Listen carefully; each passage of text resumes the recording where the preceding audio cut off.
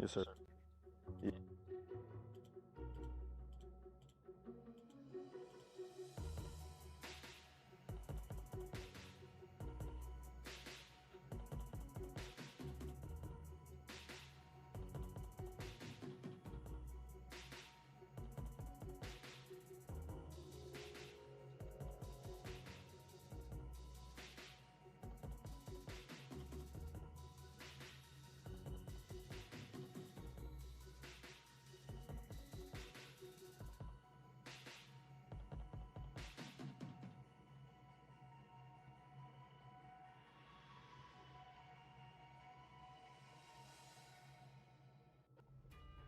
It is a cold, rainy night. Oh, it's going to be a mutter. Of brotherly love.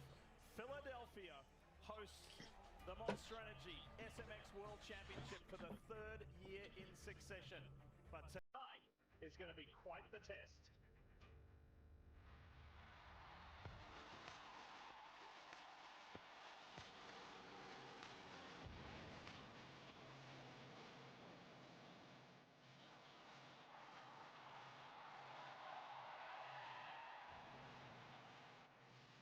Oh, that's going to be a crazy mutter.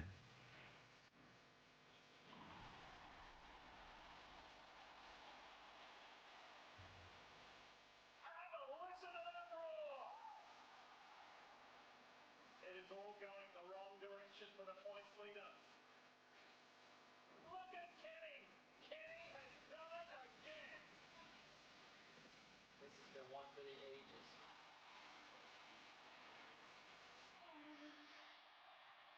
It has been one for the ages, and it keeps us talking all week long until we get to the next round.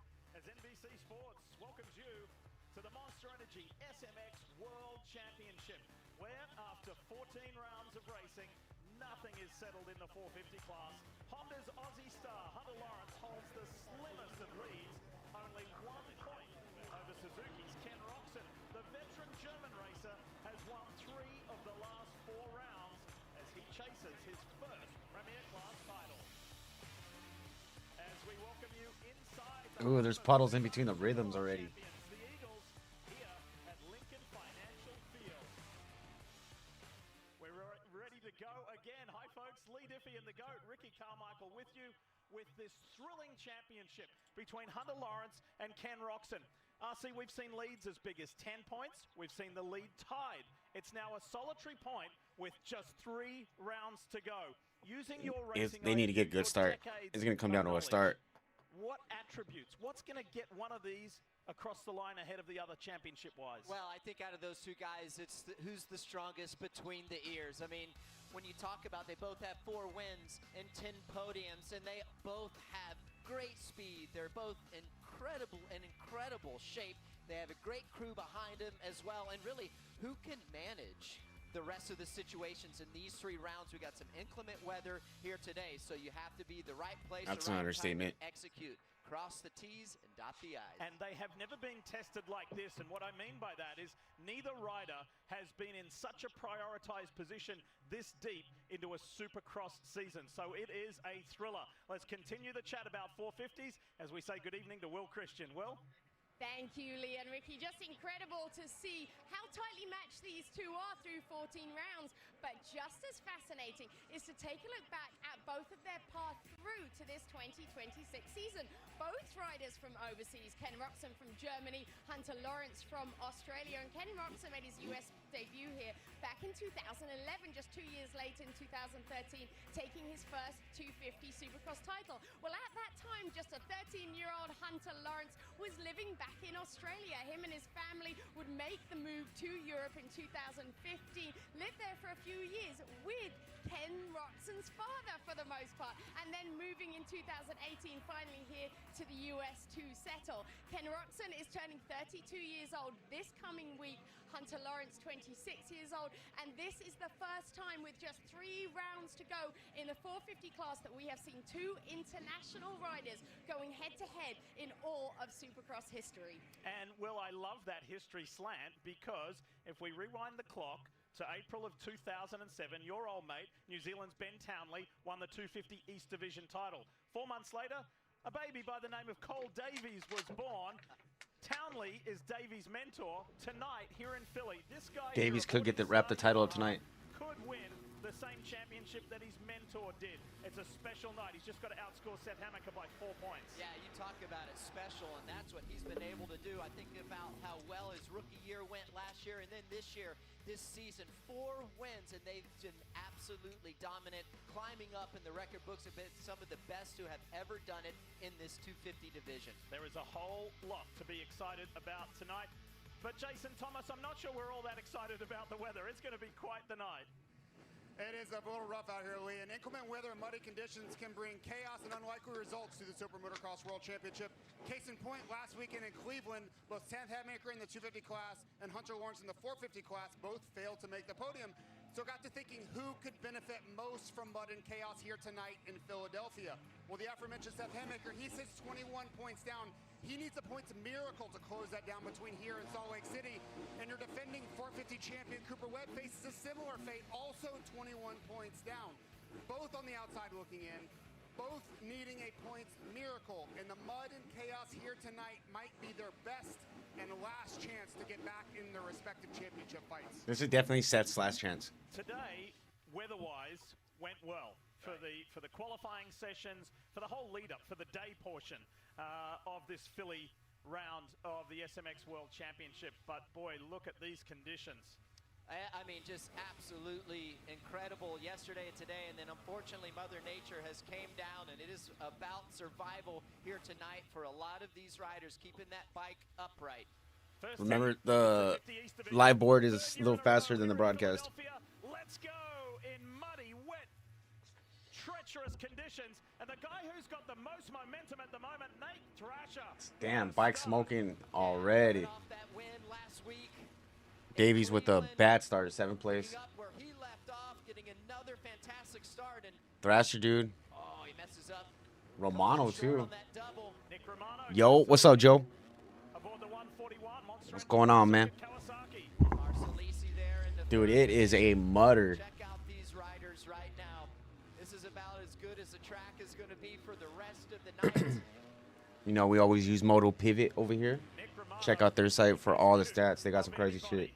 This is a guy who had to go through the last chance qualifier a week ago in Cleveland. No, I'm not sponsored. I just like their That's site. right, and he was in the last position of that last chance qualifier. Okay, Romano. Somewhat of a home Davies race still for 7th. Gordon Romano. 6th. Simonson Right there, hometown, 5th. Queens, New York. A lot of Shock family and 13th. friends E. here, and surely that is a big help. Looking really good right now. Again, this is the best the track's going to be all night long. Oh, Whoa, hang on.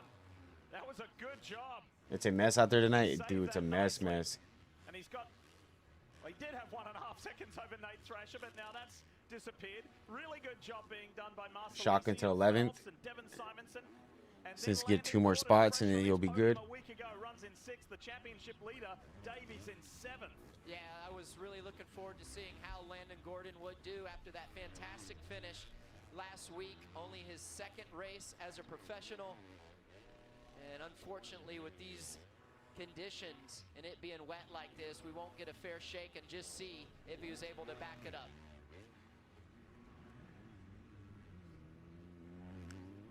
Shock in a 10th. From the man who leads this race, here's Nick Romano.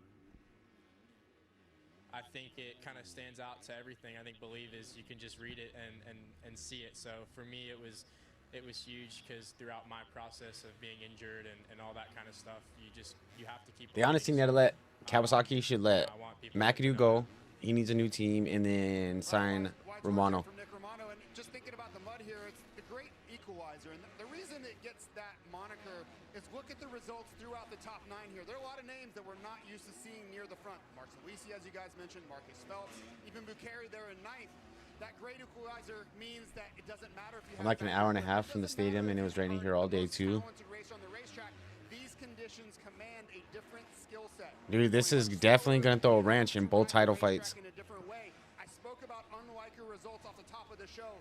This is what I mean. You get unlikely results because they differ, a completely different ask from the racers than a normal supercross race. JT, I was just talking to the teams less than 2 hours ago when it's absolutely pouring down outside. I was actually thinking about getting tickets to this race, but I'm glad I did. Oh yeah, that would be miserable sitting in that rain. But from the mechanical side of things, Ricky, this is a big challenge too because they have to make these bikes last. So they go from strategy to just thinking, let's. Oh, Davies just took his gloves off or goggles off. Well, I think the biggest hazards right now is keeping his vision clear and protecting his eyes. You see he took his goggles off, so that's going to be very difficult, especially if he closes up on the rider in front of him, which is Simonson. So, I mean, keeping it up 2 wheels. Damn, this is crazy. Crazy wrench thrown in the title fight. Cole Davies race some mud, so I don't know that he has a whole lot of supercross experience in these type of conditions. So big challenge tonight, a lot like what JT was telling us about. There's a QR code about to pop up on your screen, and you can scan it for your chance to win an Insta360 camera. It's fast, it's easy. Scan it now, enter to win, and good luck. These are the conditions. This is what's going to be difficult. See how he's closed up to Simonson right here. Going to have to take an alternate line. Again, big picture in mind, get to that main event, give yourself an opportunity. Shock made it to 9th. Cody Shock has just got himself Oh, on nope. the right side of He's about to get past again. Cut off the transfer for the main event. You do not want to be doing any more racing than you have to tonight. You don't want to go to that last chance qualifier. Well, you don't, and it puts a lot more Makes things pressure, interesting not though. Oh, only dude, this is on gonna be the rider, super but the interesting. mechanic as well. I'm like worried about his eyesight right now. Go back, you About don't Davies, no transfer goggles, straight and from right the lead, behind you gotta go Simonson. back, clean that motorcycle, make sure that it's good to go for just a short time to where you have to line up for that last chance qualifier. And again, the mud being an equalizer, I mean, anything can happen. So less than a minute to go, plus a lap in these really tricky conditions. Nick Romano, who by the way has never won a heat race, has done an outstanding job to maintain his 2+ second lead over last week's winner, Nate Thrasher. This is an incredible story. I mean, having the opportunity to be a fill-in at Pro Circuit Monster Energy Kawasaki team, and I think he's done a fantastic job. He didn't have a lot of time on the bike before the championship started, so for JT to be able for this guy to ride as well as he is, it's fantastic to see. Ricky, I was just going to add to your point there. I love what you were talking about. Yeah, that's a scary move. Difficult ask on them and put so much pressure to go to the LCQ. And remember, Ooh, he just jumped to 4th. And the Triple Crown race last weekend in Cleveland, they're only allowed to use one motorcycle. So if they had an issue in their heat race, this goes for the 450 guys as well, they're not able to use a Thrasher down. Down goes Nate Thrasher. He thought he had a run. He felt he had a run on Nick Romano, and down in the whoops he goes. Well, you gotta respect the effort. Like, this is so hard. You see people talking about Jet might still be there. I guess there's no footage or anything going on of him in training. Yeah, his interview in Nashville, I think it was Nashville, dude. That made that added so much. Being what's that word? That made me skeptical seeing that he did not have confidence in if he'll be back.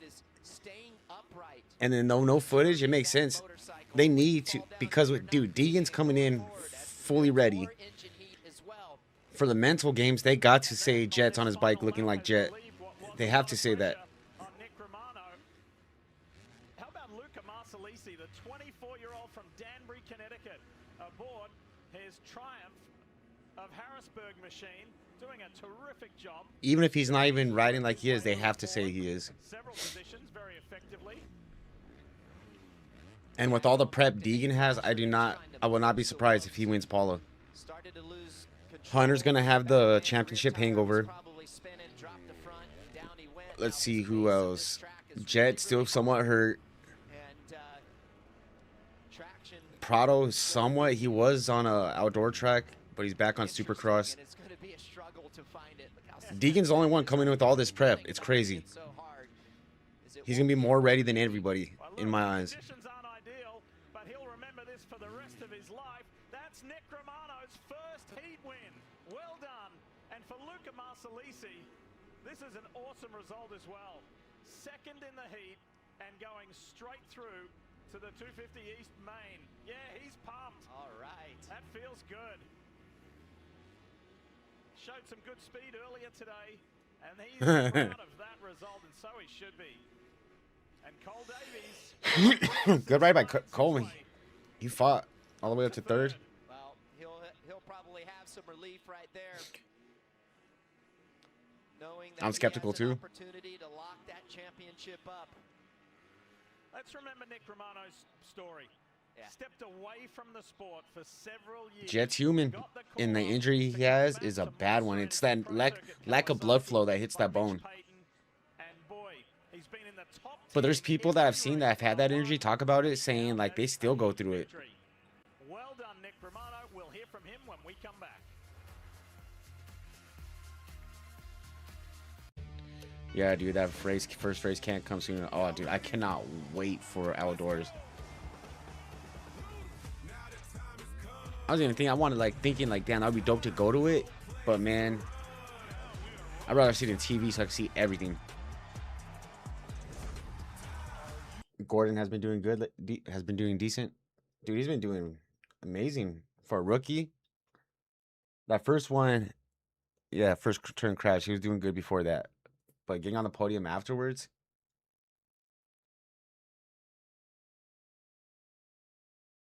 taking Manir out, getting him ready for outdoors, smart.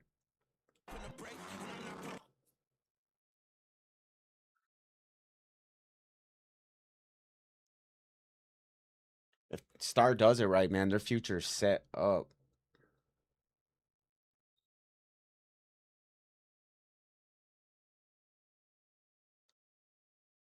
This did not I've heard people say that happen about by the injury. accident. That's really hard to come. Yeah, see, probably seen the same things as you've seen. It's not nothing It's easy to more come back from. than just It's a stocking rough one. shelves.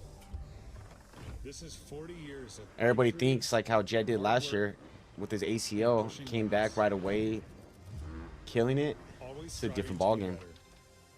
Because greatness doesn't quit.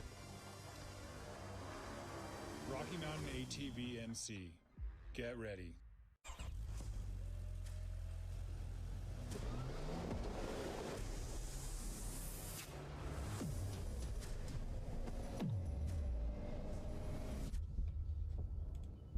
Good for Romano on that little heat win right now, though.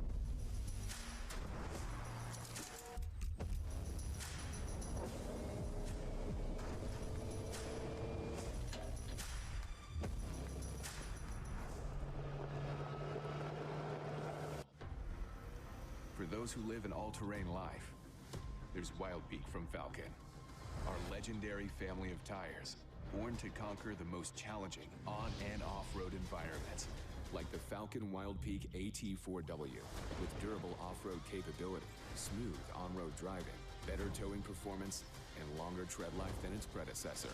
For every terrain, there's a Wild Peak. Learn more about the Wild Stars Peak family definitely of said if they tires do it at right. falcontire.com. If I wasn't for the first, no, it was right.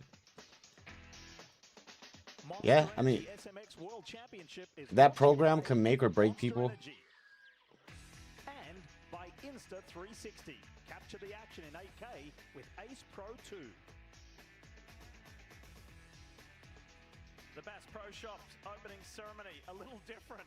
The guys went on their bikes, understandably so, just walking across the podium and acknowledging these hardy Monster Energy Supercross fans for being here on this cold, rainy night. There were some firsts accomplished in that heat. Hamden Hudson Luca Marsalisi and Brighton Carroll, all first heat transfers, and JT, Nick Romano's first ever heat win. How about that? Yes, sir. Thank you, Lee. All right, a little hometown race on a comeback tour. Talk about those conditions and also tell us how to get that heat race win, how to feel to get that heat race win in front of some hometown fans. Dude, it was like in 6 minutes survival out there. Like the track changed so much, and I got off to a great start thanks to my rocket ship bike. And That's what I like about it. Push you to be the best version of yourself. Definitely. All the titles that team is winning. Look at where they're at right now. Stars dominated the 250s this season. Pro Circuit needs to change up the programming and kind of take notes. Just because like I was stoked. So, oh man, I'm stoked. Thank you to Mitch Payne for giving me this opportunity, man. I'm giving it my all, and the whole entire team, our mechanic Gavin, they're busting their butts today. So yeah, shout out to them, the boys, the family, and yeah, let's get it for the main. Congrats and welcome back. There are opportunities everywhere. It's whether you capitalize on those opportunities, and Nick Romano most certainly has. Fine example of it right there. You could see Seth so far has had a good night. Won both qualifying. He's had a rough go at it. The Cuban link stayed clean. It definitely did. Star Racing Yamaha team. He had some rough years, some major injuries, and great to see him get that win, and especially here for a hometown race, and that's special. Here's his teammate, What's up? who is still remaining a championship hopeful. And that is Seth Hammaker. This is Ken Roxon's bike. Back in the pit area. What? And Roxon What? rides very well in muddy, wet conditions. Yeah, you see those Here we go, 250 heat 2. things wrapped around the fork legs. That's to keep the fork legs warm, keep that oil warmed up.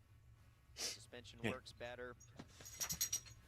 Just got a quick shot there of Daxton Bennick aboard his Rockstar Energy Factory Husqvarna. He was pretty speedy today as well, but very different conditions. They will have watched that first heat very closely. See what they've learned. See how they handle it. Here's heat 2, 250 East. Hammaker on the inside, bike 10.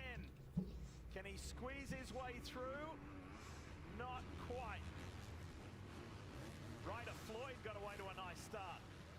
Isaiah Clark in the mix. Here comes Hammaker on the inside. Ryder down. I think that was Landon Hart's. Yep. Just 20 minutes. Oh, man.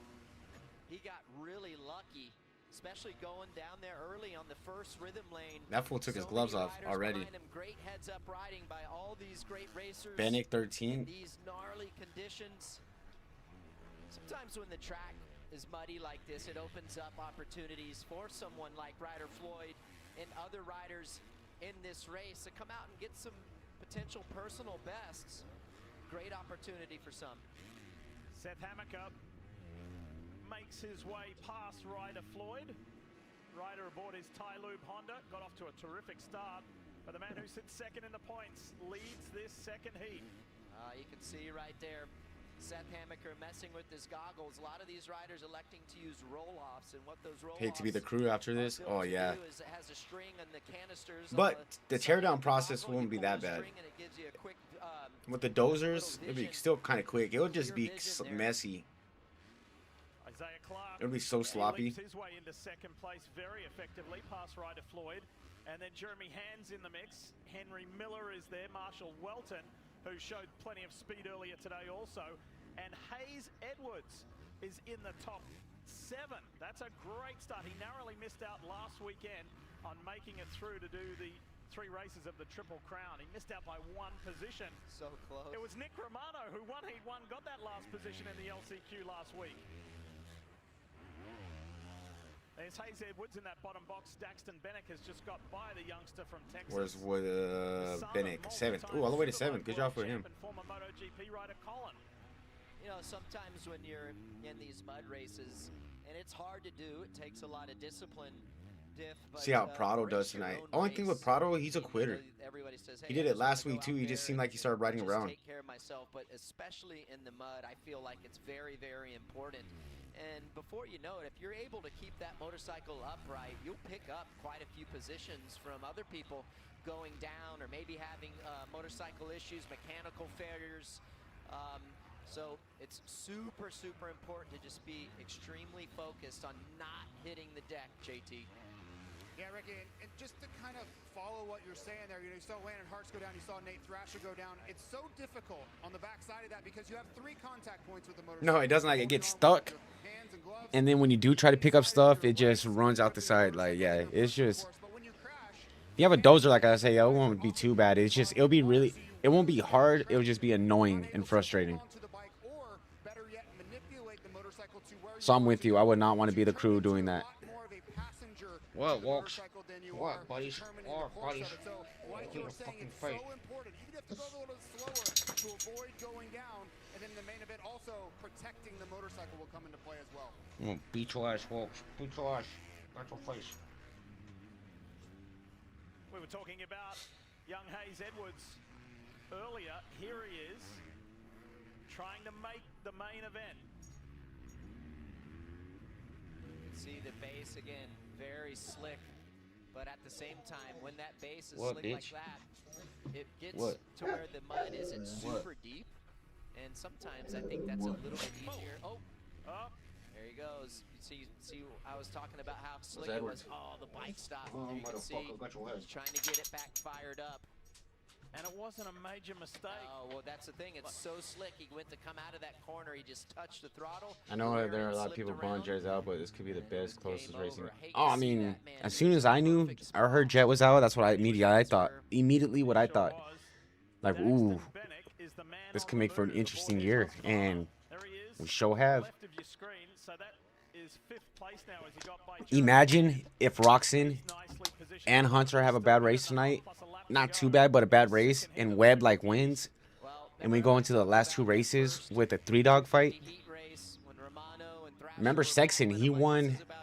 What? He was 3rd place that year. Tomac towards Achilles. He was 3rd place that year, and then ended up winning the title. Through the rhythm lanes are long. Faster you can go, the easier it is to navigate that. But at the same time, man, I'm not really a fan of mutters, but this is, I'm cool with this one. This one, having a mutter at this time with the title so close, best thing possible. Kawasaki. He's doing a really nice job this year. He's in the top 10 in points. In fact, he's 8th.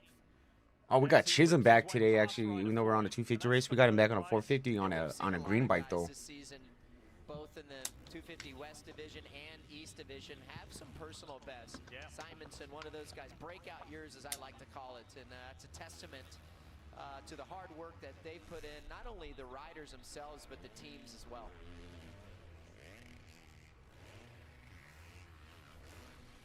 This is where these leader lights on these motorcycles. Okay, so I'm not one to bring him bad luck, but we all know the PC curse, right?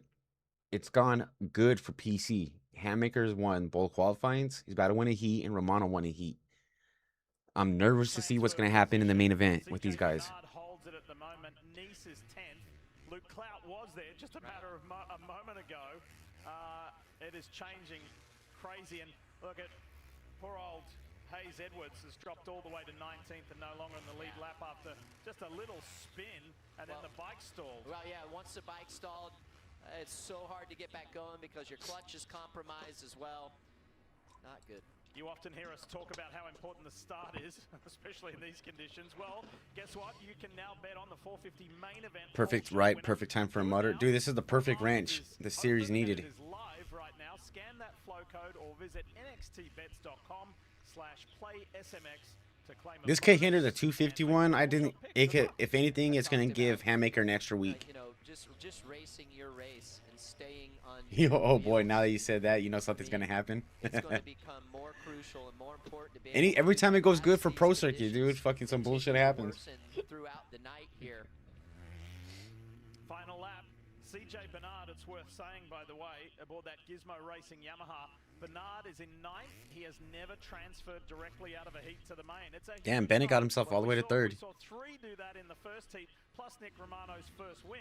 There's lots of personal bests happening here. Yeah, that's what we were talking about that a little earlier. It's like, that's what I'm excited to see some of these riders, you know, The East class is really not that stacked, really. Great opportunity. You only got 2 full factory guys in this heat. Keeping the hopes alive for this Handmaker and right Bennett. here. keeping the pressure on. Hey, you're the one who always says anything can happen. That's right. Anything and can. Especially in the mud. He comes from Bainbridge, PA. Might be a local race for Nick Romano, but it really is a home race for this man here. Heat 2 winner. He comes from 2 hours northwest of here. Bennett got to second. Gets the victory, so it's Kawasaki on the top of the timesheets from the first 2 heats. Bennett's done a great job here. Sure has. I mean, he was flirting with not being in qualifying position. He's marched all the way up. He That gets was for by second. Isaiah Clark. Yeah, that's second. This is going to be huge for his gate position in the main event. Way to fight back for Daxton Bennett. There it is. It might be a big Dude, at this gap. point, Huge you time got SMX Next coming up. Make that one the regional, a combined 250s. There he is there. A 30-second. I honestly feel like eventually they're going to do that. That is a monstrous victory for Seth Hammaker. We'll hear what he thinks about this home track.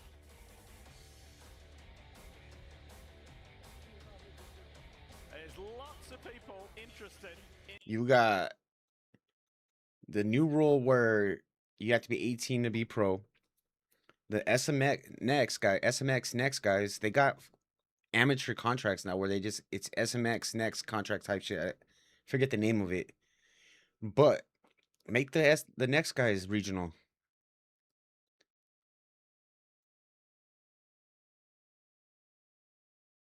That one would make the most sense. And I truly believe within the next few years that's going to happen.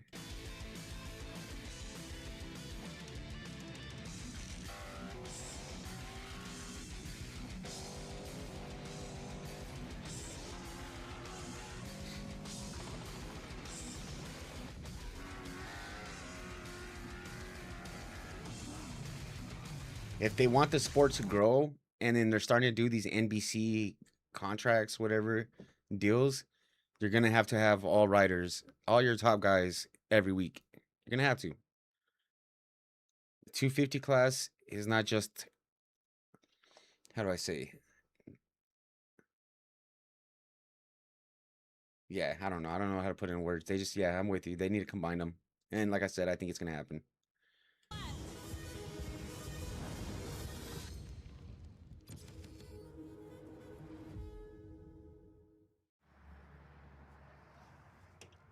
First again, what do you know? Chumba time extended a few more minutes. Chumba time's over, bro. Not until someone opens this door. I'ma leave it all on the line. Better believe I'll get mine. It's my time. It's my time. Good morning, gents. You're right on time. Chumba time. Go wait in the boardroom. We'll be right in. Let's chumba. It's my time. At Napa, we know how to keep undercar under control. That's why our solutions are driven by 3 steps. Stop, go, grow. Stop safety issues by checking systems before they become bigger problems. Go further with quality repairs that prevent costly comebacks. Whoops. Then grow your business behind the parts, people, and expertise that keep your shop moving at full speed. That's Napa know-how. To tell you the truth, we could take or leave the extravagance, the attention, the celebrity, the bragging rights, the bravado. Because all we've ever really wanted is for every Ford driver to feel this.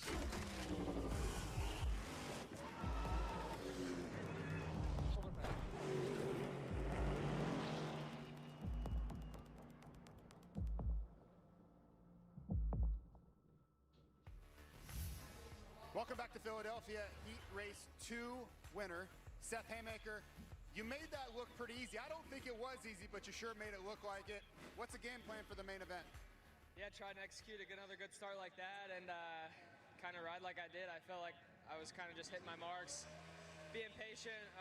What's up, Buckton? That I could, but we'll see what the rain does. Hopefully it kind of keeps it so it doesn't get too thick and just kind of keeps it more watery than anything. But overall, feeling good. What, Dina? It's always good to get a heat race out of the way in the mud, so we'll get after it in the main. Great job. We'll see you in a little bit. Well, that's a wrap on our 250 heat races. Let's take a look at our 450 Rocky Mountain Fantasy picks. First place, He has been on a roll. Ken Roxon, second place. Yeah, He still you, has you a just said it race down for perfectly. Lawrence. There's not enough elite level riders in the 250 to separate them. There's not. Fantastic this afternoon. Look how, And who's look at back the in heat the rate. top You had five. 2 factory guys in one 23 Supercross full champ factory Chase in Sexton. one heat. That wild card spot goes to Christian Craig. Well, What's up, I Kinky? think that What's up, Seth's going to get his That bull. wish about it's going to continue to rain the rest of the night here, unfortunately. But massive shout I got out your to face. these hardcore, I got your face, loyal fat girl. fans here in Philadelphia. Well, if you wanted something special, we're delivering it for you because the top 3 in the championship points are all in this heat. Under Lawrence, Ken you Roxon, fucking and bitch. Cooper Webb. So this Oh, you is got a little Hunter, bit of a window Roxon. into the remainder You got of the Lawrence, night. Roxon, Webb, Stewart, Craig, Wilson, Exactly. Smith, Marchbanks, Harrison, Freeze, all in this. Position so important. Finish position in this Especially heat, with the West, important. Dean wrapped it Also, up 2 rounds early. Yeah, I know, yourself crazy. the best opportunity to get that #1 gate position. It was a topic of conversation and it was a topic of work at Honda HRC. The fact that he did it 2 rounds, he says 3 rounds, but I mean, it's 2 rounds.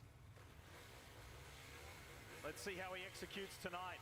We know what kind of a start Roxon got last weekend when he blasted his way into the lead for the main event, for the final, that 3rd and final race. First 450 heat here in Philly. Let's go. Really good start. Roxon, Lawrence, and Webb. Cooper Webb is the man who's there, but Lawrence, does he Webb sneak too his wide. way through? He sure does. Kenny goes to the inside though and is able to double early. Takes the early lead. This is huge. Why? Because now these guys are going to have to keep their heads down. They're going to be getting blasted with dirt. Massive advantage to being in the lead in the mud. I'm going to tell you right now, these conditions, if you're a Ken Roxon fan, you are going to absolutely love it.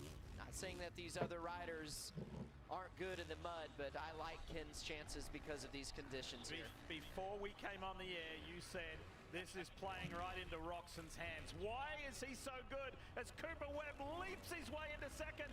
Oh, a little mistake from Hunter. Almost dropped it in the mud. Yeah, he keeps it upright and man, you Okay, one of the 2, Roxon or Webb, Roxon or Hunter, someone's going to have a bad night tonight, dude. I'm telling you. The way things have been going, Webb is going to get closer to this title fight tonight. Tear-offs over the roll-offs, and looks like all the tear-offs have come undone. Look at Ken. Tell us more, Will. Jumping through the rhythm. Just seeing Ken out front right now, and Ricky, listening to what you just said about how good he is in these conditions. As I was kind of doing my rounds with the team today, there was a lot of talk Roxon's about flying. how important the start's going to be, protecting the motorcycle, vision, everything that we've spoken about. The one team that had a smile on their face, well, that was the Suzuki Progressive Insurance team, because they know what their rider is capable of. We talked about opportunity so far tonight, a massive opportunity right now for the 94. Well, the reason he's so Imagine if Suzuki wins this fucking title this year. Race in these type conditions a lot. I can't even wrap my brain around that right now. I mean, this guy is into his 30s, and that experience. If he wins the title, all this updating the bikes every couple years and everything is a fucking myth. This bike is old, and it's still a kickstart, and it's about to win a title. This remind you a little bit of that San Francisco race where you Oh, somebody went down. had that huge battle. Somebody went down. The way the racetrack is shaping up, they're able to actually race it. You see Kenny jumping on, jumping off, putting all the combinations together. It just has a lot of shades of that year for me. Yeah, 100%. Like I talk about, hey, just going out there and doing what you need Who the to fuck went do down? and racing your race. But yeah, these guys are getting so good at racing in these conditions that, yeah, they end up racing this. And it's like, I remember that race that you just talked about in San Francisco so vividly. I'm like, oh my goodness, it's like we're racing in here and it's not even muddy. I'll tell you what, with Ken being able to ride these conditions. Dude, Kenny's watch flowing. This, replay of Hunter Lawrence. He's going to come up short, starts to spin and goes sideways. Oh. Way short, no harm, no foul. But what I was going to say, as Ken is able to do these rhythm lanes, Saturday's cool. creates less heat in the engine and the bike, keeps the bike a little bit cooler because you're going at faster speeds. So that's helpful for preserving your engine, preserving your clutch. Cooper Webb is just under 6 seconds in arrears of Roxon and has a nice buffer over Hunter's my title pick, but I feel like he's going to have a bad night tonight. Malcolm Stewart is in 7th. Then Christian Craig and Kevin Moranz has just pushed Mitchell Harrison outside of an automatic transfer position. I've been waiting 2 years for a Logan Cornell main event. I love what I'm seeing right now from Ken. I mean, he's in another zone compared to these guys. And like Diff just told us before this heat race started, this is 1, 2, 3 in the championship. So going into the main, he's got to be feeling pretty spunky. This 3-time champ here is still mathematically alive in this Damn, that sucks. championship. It's going to be Glad he's home though. But the champ still has a mathematical shot. It's going to be hard, but who knows? On a night like tonight, it is wide open. The variables are plenty. Yeah, anything can happen, as we know, and just one tip over. You know, we talk about Kenny and that being a kickstart motorcycle. I mean, that should be a massive goal, not only for everybody else, but especially Kenny, because if for some reason he went down, and that bike shut off, it is going to be difficult. Hunter Lawrence working his way through some traffic. You know, if Hunter isn't feeling overly great right now, I think you got to go big picture. As much of a tough pill as that is to swallow, you know, you got to hope that just get through here, maximize the night, hope for a little luck, and move on the next weekend in Denver. He's got to continue the pattern that he's had this year, and that pattern is when he doesn't finish on the podium, he comes straight back to the next race. So he didn't finish on the podium at Anaheim 1, the season opener, but in San Diego he was on the podium. He did not finish on the podium in Seattle. Came back to Arlington to get his very first career 450 win. Did not finish on the podium in Detroit. Came back in St. Louis the very next week after crashing in the whoops, and he finished on 3rd. He did not finish on the podium last weekend in Cleveland. So if he continues this pattern, he should be on the podium tonight. Yeah, he should be, but this the mud being the equalizer is, you just never know. Let's have a listen to some thoughts on the championship points leader. Here's Hunter. Yeah, no, it's good. I'm going to enjoy these last 3. The points have been at numerous times throughout the season, been at, you know, down 1, up 1, you know, tied. So it's not anything I'm unfamiliar with. So I'm looking forward to get these last 3 out. We've done a little bit more practice this week on being prepared more so for the starts if it is weather. So on the horizon, which is looking like it is. So I think I'll be better prepared for that, and looking forward to, you know, getting the chance to go out and execute and show the work we've put in for that this weekend in particular, but excited for Denver and Salt Lake as well. Yeah, you talk about preparing during the week for these type of conditions. I don't necessarily think keeps meaning riding in the mud, probably starting on a wet grate, a wet metal grate, and making sure that he executes that start perfectly. He got a really good start in this heat race. Not good enough though. That interview was conducted yesterday by our producer, Chris Bond. How about the weather yesterday? It was a stunning day, completely the opposite to what we're dealing with here. Final lap, Roxon is getting close to being 10 seconds ahead of Cooper Webb. Here he is, here's Kenny, who tied Bob Hanna, the legend, last week on 27 main event wins. If he wins again tonight, he ties Hall of Famer Ricky Johnson. I spoke to RJ earlier this week. He shared some really lovely words and thoughts. And if Ken does that, we'll share them with you a little later tonight. He's in a very special zone and a very special time of his career, is Ken Roxon. He's looking around, he's looking behind. Don't worry, Kenny. Yeah, this is, dude, I'm like disbelief if this fool wins this shit. Ken Roxon continues his winning ways. Heat victory, yep, check that box. Cooper Webb comes across for a fine second. And then here's the points leader, Hunter Lawrence. Where he's the only one wearing a windbreaker out there. He didn't want to get wet. Not much more you can do. All these riders playing it safe, Diff, and I mean, these guys are experts. Where Cornell finished 18th, last place. A little later tonight on what the main event is going to look like, feel like, race like. At the moment, Roxon is the man. This copyrighted broadcast of the SMX World Championship may not be retransmitted, reproduced, rebroadcast, or otherwise distributed or used in any form without the express written consent of Feld Motorsports.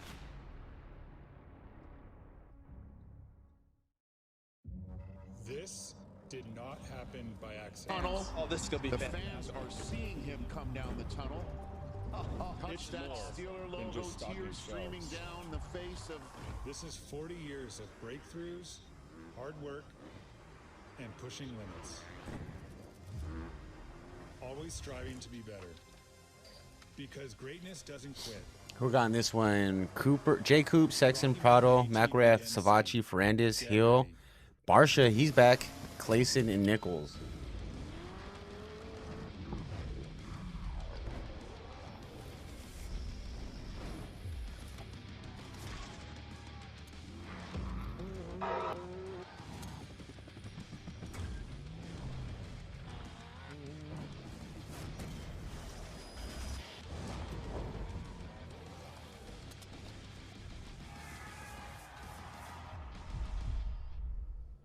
Jumbo time's over, bro. Not until someone opens his door. Oh, I pray to God Kenny doesn't stall his bike tonight. Gents, you're right on time. Better knock on wood. The pace of today's economy can leave business owners feeling overwhelmed and outdone. Outdone? Not with the most powerful QuickBooks ever on the Intuit platform.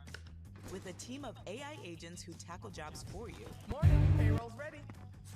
Discover new leads and trusted experts. I can help you with that.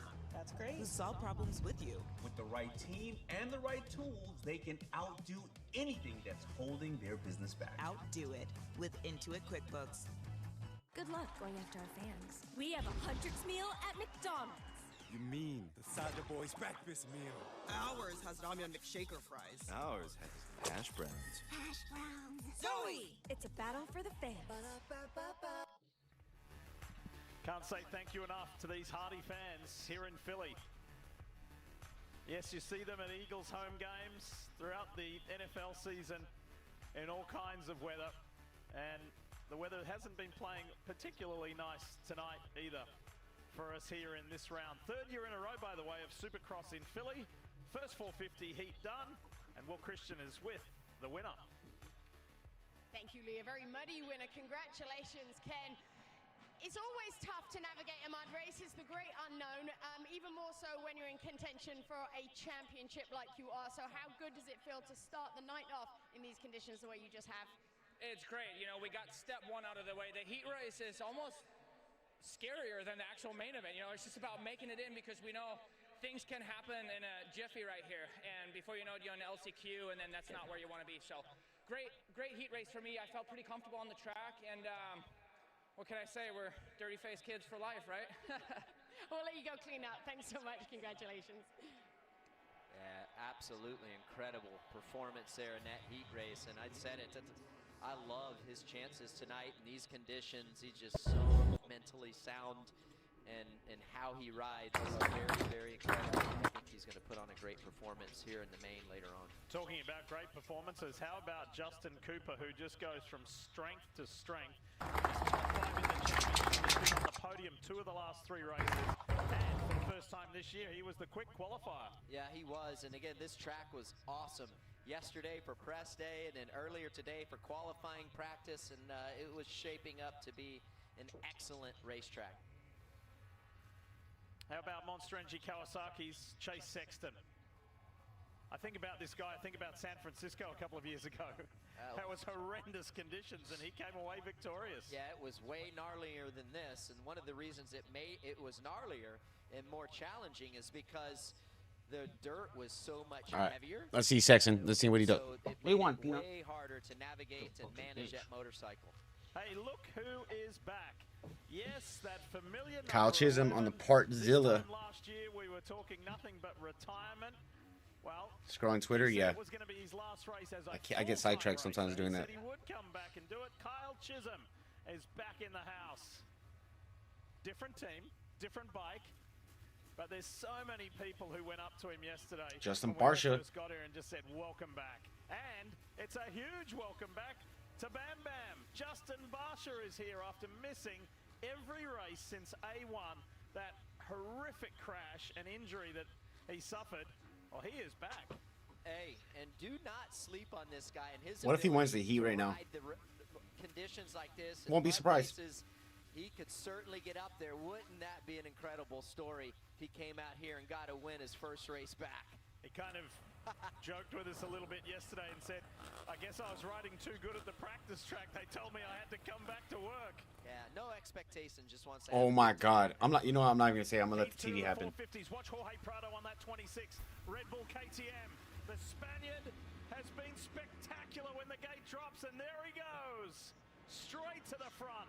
Savachi did a really Barsha fucking second right now. early, didn't get into that first corner so hot to do what he's doing right now, to sneak up the inside, and he's in the lead on that quad lock Honda. Oh! Barsha straight through to second. Barsha with the big boy pass on Prado. I love it. Back the way we remembered. Remember I talked about, man, this guy is Yeah, great ding, in these ding. conditions, and this would be a story. Oh. Hold on, hold on. Gets through there, found his rhythm. Meanwhile, Joey Savachi's disappeared. When was that? Sexton ninth. New Jersey race. That 2 years ago, I think 3 it years was, ago? Yeah, 2 years ago, I believe. He was spectacular there in sloppy conditions. Well, This is incredible to see what the 51 of Justin. Bro, if Barsha wins this heat, Like you said, Ricky, he really did have zero expectations. This is Not about even just just- getting some supercross gate drops in here before the season is out. But when I spoke to him earlier and said, hey, you know, you're not probably adverse to these conditions, he kind of smiled and he's like, it's kind of crazy, right? This is what we were wishing for. He said most important thing, Ricky, for him is that it would slow everything down after coming back from the kind of injury, the incident that he did. He just wanted to come back, slow the track down, and just ease back into this. In Barsha style, he is doing that right now. so home race for Seth Hammaker, home race for Nick Romano, and certainly in some shape or form a home race for Justin Pet Barsha. Scorpion is Let's hear his fucking thoughts. diabolical. Absolutely. I was born in Jersey, not far from here. And as soon as I landed from the airport, I went, yeah, we're in Philly. I could feel the aggressiveness, and I got excited, and I got in the rental car, and my wife's like, yeah, you fit right in up here. Like, it just goes off. So, yes, it's great to come back here in Philly. I feel the 2.1 seconds back from Savachi. I'll tell you what, man, I think like this is almost a blessing for this guy. You talk about no pressure, no expectations, and I feel like sometimes when the conditions are like this, it does take the pressure off because it's more of survival and not having to, you know, getting to the end like we've been telling everyone, and not having to absolutely turn it loose and jumping gnarly jumps, and you know the risk is a little bit less because the speeds are slower and everything kind of simmers down a little bit. He might just give you and Ryan Villapoto quite the story to tell on Monday on Title 24. Here comes Justin Cooper, by the way. As we watch Cooper and Barsha, I want to share a funny story yesterday with Justin Barsha when everybody came out for media day, right? You ride through the tunnel and out onto the track, and then Justin got there, took his helmet off, and Ricky and I said to him, how was that? Did you take that all in? Like, what was that? Yeah, that's a crazy pet. Back into the arena. He said, Dude, he's 1 point. He's half a set. Well, 1.5 from Savachi now. I'm kind of nervous. He said, when I woke up this morning, I was nervous, and it's not even race day. It's so fun to talk to Justin, him and his wife, 2 little boys, and just where he is now in life. A lot of fun to talk to, just enjoying the process. JT? He's not the only rider kind of making this hometown appearance. We talked about Nick Romano earlier. Well, Justin Cooper there sitting in third. He's a Long Island native, so I'm sure he's got a lot of family and friends. So he and Justin Barsha, both from New York, both probably Barsha passed him. not hating this mud too much, and both of them could be in contention to get their, well, Justin Barsha's first win in a long time, but Justin Cooper still looking for that first elusive win for the overall. 2 minutes plus a lap to go. Great ride by Cade Clayson. Cade's in the top 10. Dylan Ferrandis is in that transfer zone. Whoa, look at that. Barsha to the lead with a body Another slam. good pass. Body check on Joey Savachi. He snuck up on him. Joey not anticipating, or I don't think he was anticipating. I don't think he thought he was going to get up to him that fast. Race, you just got to absolutely send it, and that was somewhat of a slide job. Sure was. Man, this would be so epic. Really cool to see if Barsha can hang on to it. Minute 35 seconds left, plus 1 lap. So it has been a spectacular first year for the Troy Lee Design Red Bull Ducati team. on many fronts. But to go for this rider lineup of Justin Barsha and Dylan Ferrandis, and unfortunately the team lost Barsha at A1 after there was that accident between himself and Malcolm Stewart, and Justin needed some time away. He hit his head very hard, and he just needed to rest and recuperate. Here is Jorge Prado, who's got by Justin Cooper. He's got that third spot. Joey Savacci's trying to respond, but Dylan Ferrandis has been doing an excellent job checking off better results. Dylan was holding it down. I give him credit. He was doing good too. Whoa, woke. And you consider like how many races we've been to already this season, and for Dylan not to get one, and then JB to come back out first race back and bag of heat, that'd be huge for the brand. Jay Coop got back past Prado. Prado must have had a little hiccup there. Time's almost up, and Savacci's definitely getting a little bit closer to Justin Barsha. He might have something for him on the final lap. What a crazy story this would be. First race back, and Barsha wins his first, wins the heat. Getting into some lappers here. You can see they're all trying to, they're all taking. Come on, Barsha. We got one more lap. That line's starting to, the ruts are starting to get 2 to go, I mean. It's going to be harder to follow those ruts, so I anticipate some of these guys start venturing off and find some, I wouldn't say fresh dirt, but a newer line and not as deep to where they can get a better drive. Oh, Savacci passed him. It's much harder to keep your balance and hold a straight line. Look at this, Joey Savacci's gained ground on Barsha. They're going to see the Barsha passing back. Signifying 1 lap to go. Let your eyes walk through that graphic on the left, and you're going to see there's the lead change. Savacci back in front. Kyle Chisholm is in the automatic transfer position. He's 1 spot behind Chase Sexton. Here comes Barsha. Savacci got him again. He wants that lead back. He wants that win. It might only be a heat, but he's having a blast out there. Whoa! Cooper just done it there. Joey Savacci. I love the battle right here, guys fighting. Joey says, all right, I can play that game as well. Gotcha. Take that. Here comes Cooper. Here's Justin flying through the air, up the inside of 1. Come on, come on, come on. 2. Cooper to second for now. Oh, watch though. Barsha's on the inside right here. He's going to make the move back by. Yes. Similar to what he did, how he made the move for the lead on the 17 of Savacci. Joey doing a great job. And not giving up and staying strong to the end. Barsha just lost a little bit of momentum and rhythm there through the whoops, so that's allowed Joey Savacci to get away. Determined right here through that split lane section. I mean, could you imagine a great opportunity for a guy like Joey Savacci to bag his first premier win? Absolutely. Down this short chute, this flat section, and that is a heat win for Joey Savacci. First time since 2019. Awesome effort. Justin Barsha is back, and he finishes second ahead of Justin Cooper, and Shane McElrath came storming through. So 2 quadlock Hondas in the top 4. How about that? They came to play. Came to play. And Kyle Chisholm, last time we checked, was in a transfer position. He is still. Sexton 7th. Kate Clayson is a little further up the track ahead of Chiz. Kyle's got about 3 seconds over Colt Nichols. Oh, only 1 second now in timing and scoring. Looks like there's a little bit more room. Ferrandis out. Wonder what happened to Ferrandis. He's on that there's Colt though. Yeah, PRMX bike. And Colt Nichols is looking to spoil the welcome back party. And Chiz knows that there's a little bit of pressure, but he's almost home. Last corner. And Kyle Chisholm, welcome back. And welcome back to the main event. An immediate transfer. We'll talk to Joey Savacci next.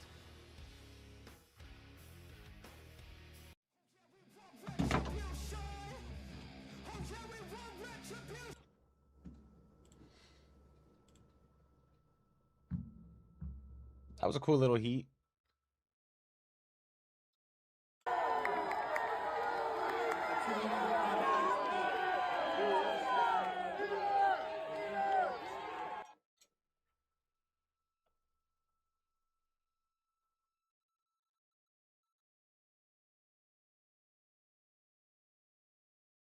Go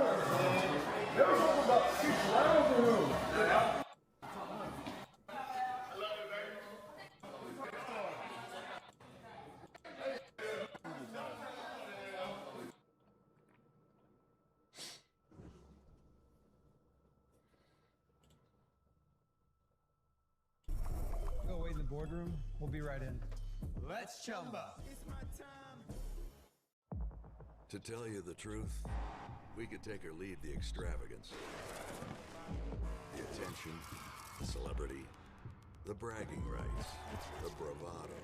Because all we've ever really wanted is for every Ford driver to feel this.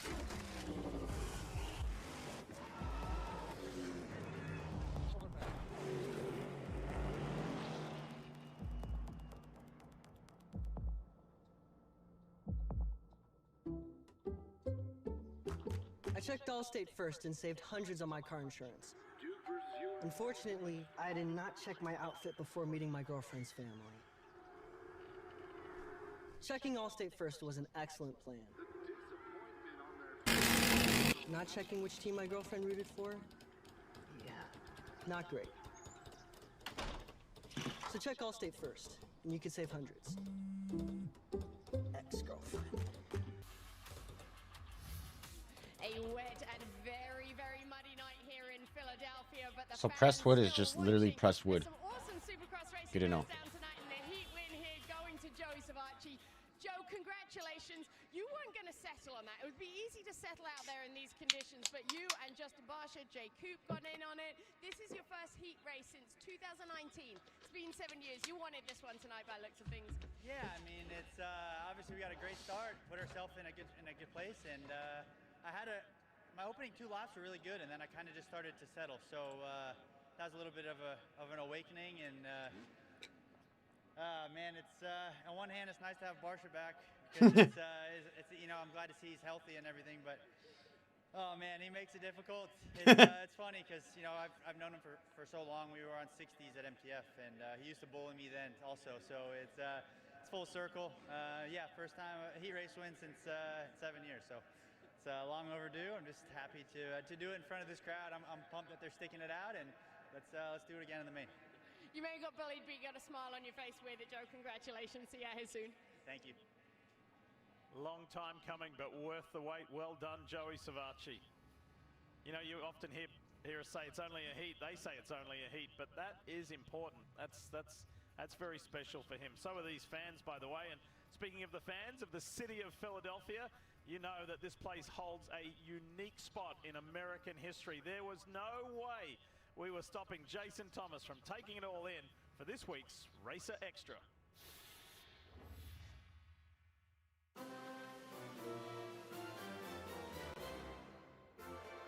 Philadelphia and Independence Hall behind me is the birthplace of America. Any trip to the city of brotherly love must include some time to take in the grandeur of this city's great history. Yeah, go there and get robbed. The United States started in Philadelphia. Yeah, I mean, this is a major Did it though? area at the time. It's where you're going to have the First and Second Continental Congress. It's where you're going to have the Declaration of Independence. After the Revolutionary War, you're going to have the Constitutional Convention held here. So major events were happening here in Philadelphia. On our tour, you are going to walk by the Liberty Bell. You're going to walk by Independence Hall, Congress Hall. Alexander Hamilton's house, Ben Franklin's house, George Washington's house, America's founding fathers. Right here in Philadelphia. Philadelphia is the center What'd you just of the do? revolution. This is where the Declaration of Independence was Oh, signed. you became a member? This is where the war began. Benjamin Franklin could have touched. Thank you for the membership. That's the very first one I ever got.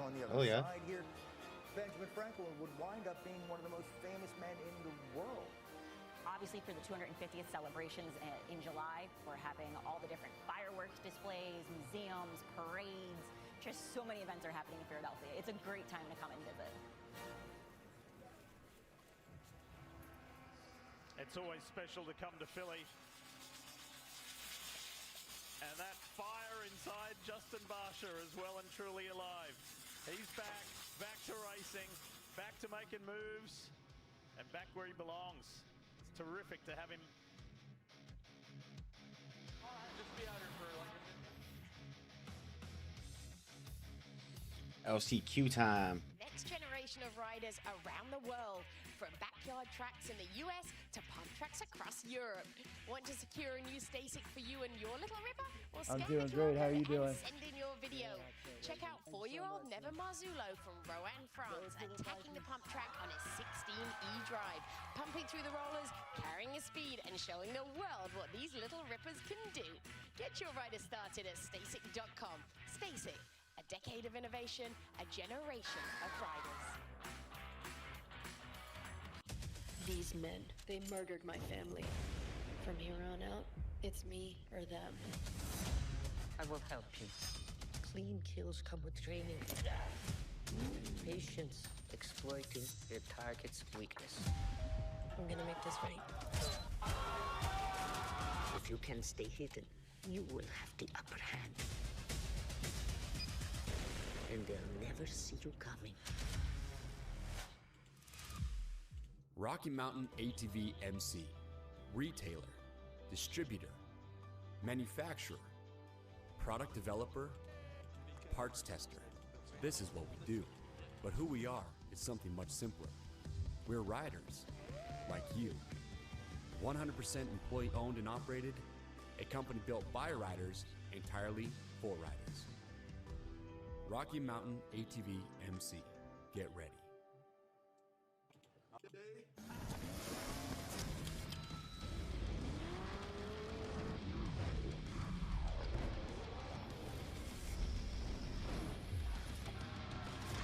All these draft day reactions. Yeah, all over my feed.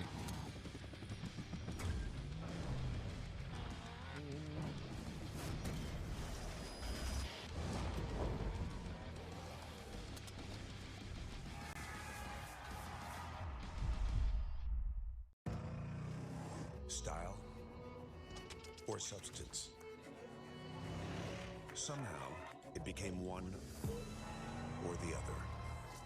But there is another choice. Not stopping until you have everything.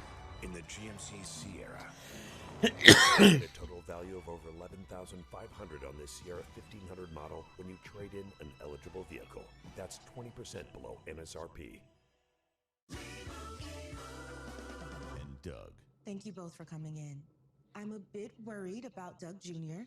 I know how important Liberty Mutual is to your family. Thank you for the $2. To save people hundreds. Right. Well, Doug Jr. keeps writing this.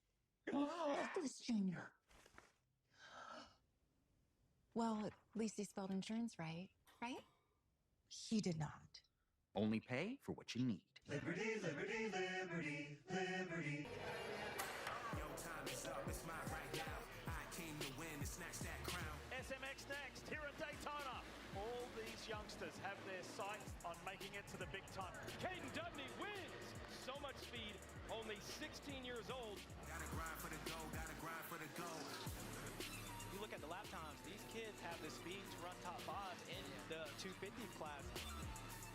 Gotta shine for the goal. Come on, let's go! Checkered flag, Cade Manier.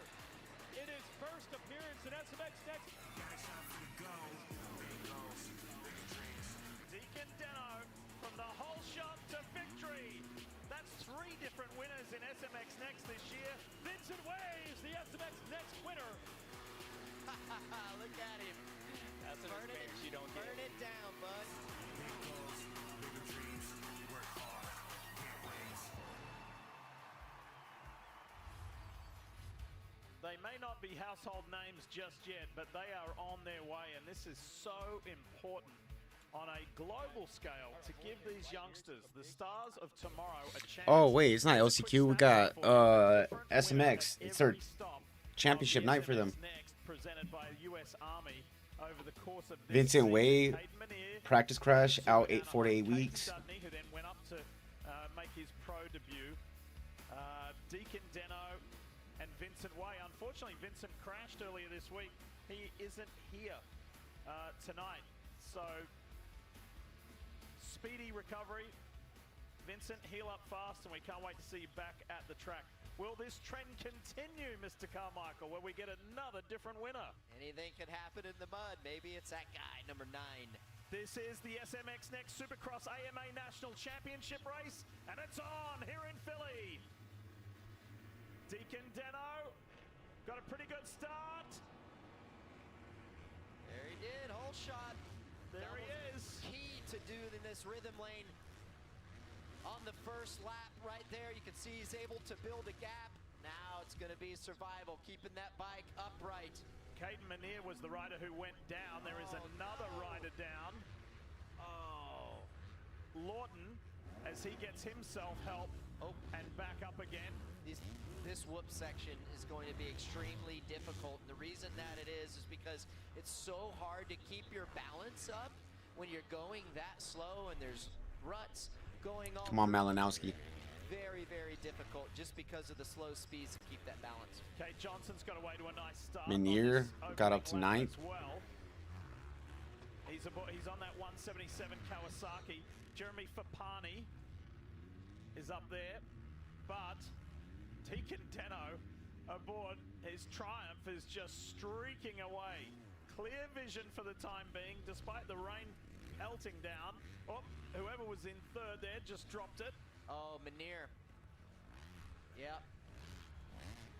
I believe that was Caden Manier went down. Oh, Malinowski going down. The fast man from earlier today, Ryder Malinowski. Incredible ride right here by Deacon Deno. If he's able to build a gap, that's actually a blessing, because as he'd be able to do that, he'd be able to slow down a little bit, not overcook the motorcycle and make it. Horrible race for Malinowski. Minier too, they said he's gone down twice.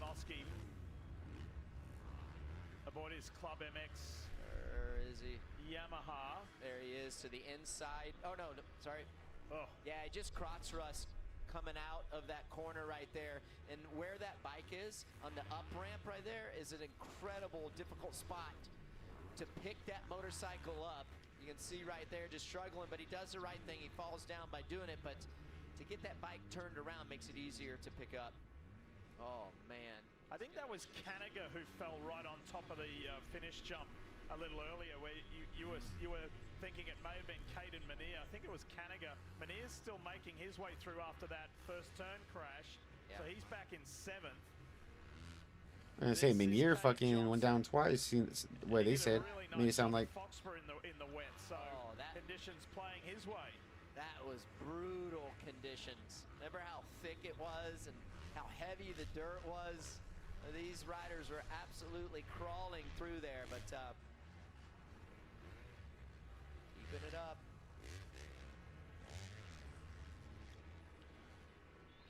There's a good scrap for 4th place. This is Landon Gibson on the 23, the rider ahead of the 170. Carminati. But boy, just looking at that time, Cade Johnson's got his work cut out, because Deacon Deno's now almost 10 seconds in the lead. Crazy. Yeah, he's just kind of cruising. Don't need to take any unnecessary risks. JT, what you think? Well, remember, we got to speak with Alo Carminati at Daytona. Coming up from Mexico. He was just looking for a chance to actually race the B class in Mexico. Makes the jump to SMX Next. That's a big step forward to race alongside these guys. And we talked about the equalizer part of this story.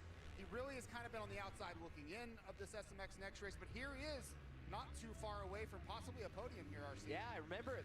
Thanks for the refresher. Yeah, just a great kid to talk to, and the excitement, and doing a great job right here in gnarly conditions. Good to see Landon Gibson up there running in the top 5. He's had a rough go since getting in this SMX Next class. Couple injuries. Who is that down there? This race was reduced too, by the way, to 6 minutes plus a lap. Here comes Gibson. That's really nice rhythm and speed as he gets his way back up into the top 4. Deacon Deno, Cade Johnson, Jeremy Fapani, the top 3 ahead of him.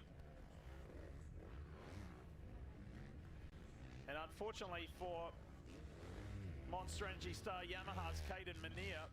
He's down in 8th place now, and it's a distant 8th, some 35 seconds back after dropping it on the opening lap. They're having a great scrap here. Fighting for position.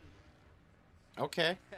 Fighting for position, JT, but also fighting for clean air so you're not getting blasted by mud, right?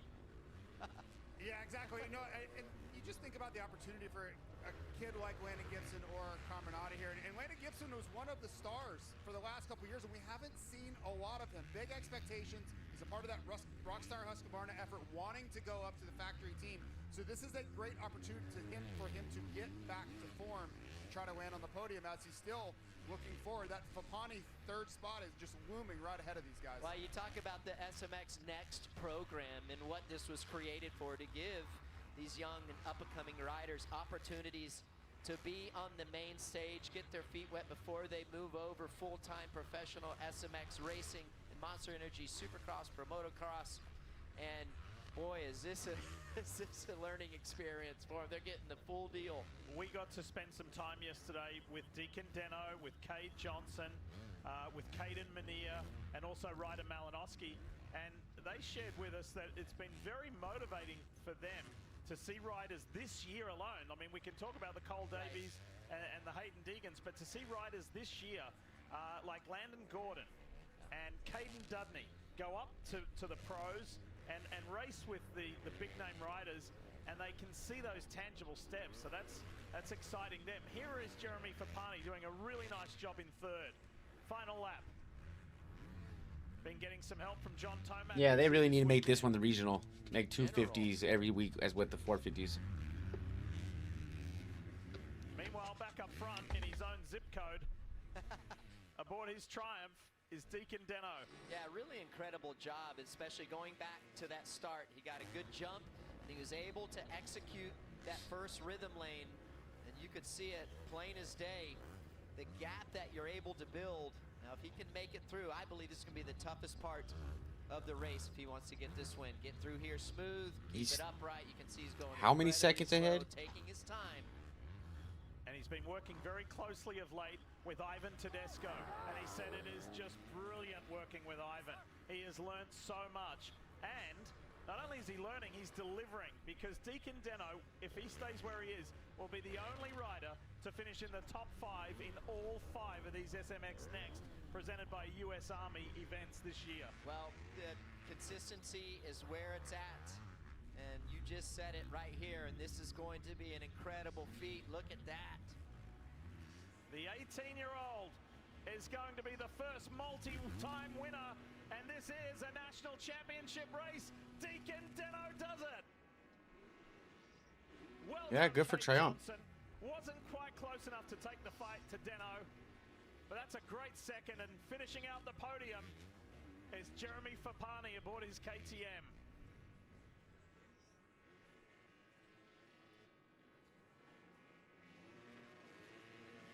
Oh, he's pumped, and rightly so.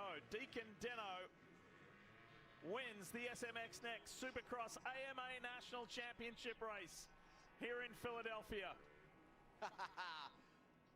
And that's another cool thing about the SMX Next. Being able to take a little victory lap right here. Check out the camaraderie, sportsmanship between his competitors. I love it. What a year. He wins Daytona at the World Center of Racing, and now wins this national championship race in the mud here in Philly. Huge accomplishment for Deacon Deno, and of course that Factory Triumph Racing race team. Yeah, Last damn. chance qualifiers are just around the corner, and unfortunately, one of the Troy Lee designed Red Bull Ducatis is in it. That's Dylan Ferrandis. You'll see him in a moment.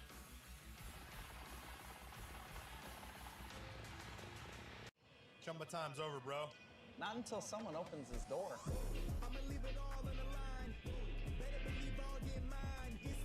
Yeah, I'm stoned as fuck. Good morning, gents. You're right on time. Chumba time. The pace of today's economy can leave business owners feeling overwhelmed and outdone. Outdone? Not with the most powerful QuickBooks ever on the Intuit platform. With a team of AI agents who tackle jobs for you. Morning, payroll's ready. Discover new leads. And trusted experts. I can help you with that. That's great. Who solve problems with you. With the right team and the right tools, they can outdo anything that's holding their business back. Outdo it with Intuit QuickBooks. America, this tournament might be fought on the pitch, but it'll be won in the backyard barbecues. Nice save. That guy looks like Tim Howard. I am Tim Howard. In the offices that clear out at kickoff. In the dive bars that smell like winning, because we have home field advantage. And that's anywhere fans are. Nice save, goalie guy. Jim Beam, official spirit of U.S. soccer. Let's be honest. If you don't choose the right paint brand, painting can be a pain. This doesn't look good. How much did we spend at that paint store? Way too much. The wrong choice can make everything fall apart. That's why we made Bear Dynasty. With one coat coverage at the lowest price guaranteed, it's everything you've always wanted in a paint. Well, that was way easier. Go with Bear. Now get 10% off when you buy 3 or more gallons. Exclusive at Home Depot. Thank you for choosing the Sada Boys breakfast.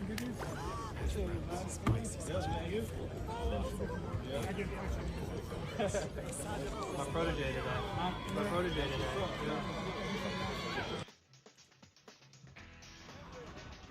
Monster Energy SMX World Championship is brought to you by Monster Energy. Well, that's before the rain came down. The Fan Fest. That is, I would be straight on my back right here. I don't know how these riders could do that. That is incredible. It sure is. The folks enjoying Fan Fest here at Lincoln Financial Field. And we just enjoyed the SMX Next Supercross AMA National Championship race, won by Triumph's Deacon Deno, the 18-year-old. What a nice job over Kate Johnson and Jeremy Fapani. It was tricky to say the least. Yeah. But those three handled it the best. There was some good scraps early on, but Deno won by a healthy 9.5 seconds. And some of the bigger names in SMX Next had some troubles, that's for sure. But let's go to the podium. It's a special presentation. Take it away, Will. Thank you, Lee. Very special indeed here on a wet night in Philadelphia. And here to present the #1 plate to our SMX Next National Champion for 2026, Harvey Whipple, SMX Next Race Manager. Harvey, over to you. Thank you, Will. On behalf of the SMX League, the American Motorcycle Association, I would like to be the first to present you, Deacon Deno, with the 2026 Supercross AMA National Championship #1 plate. Congratulations.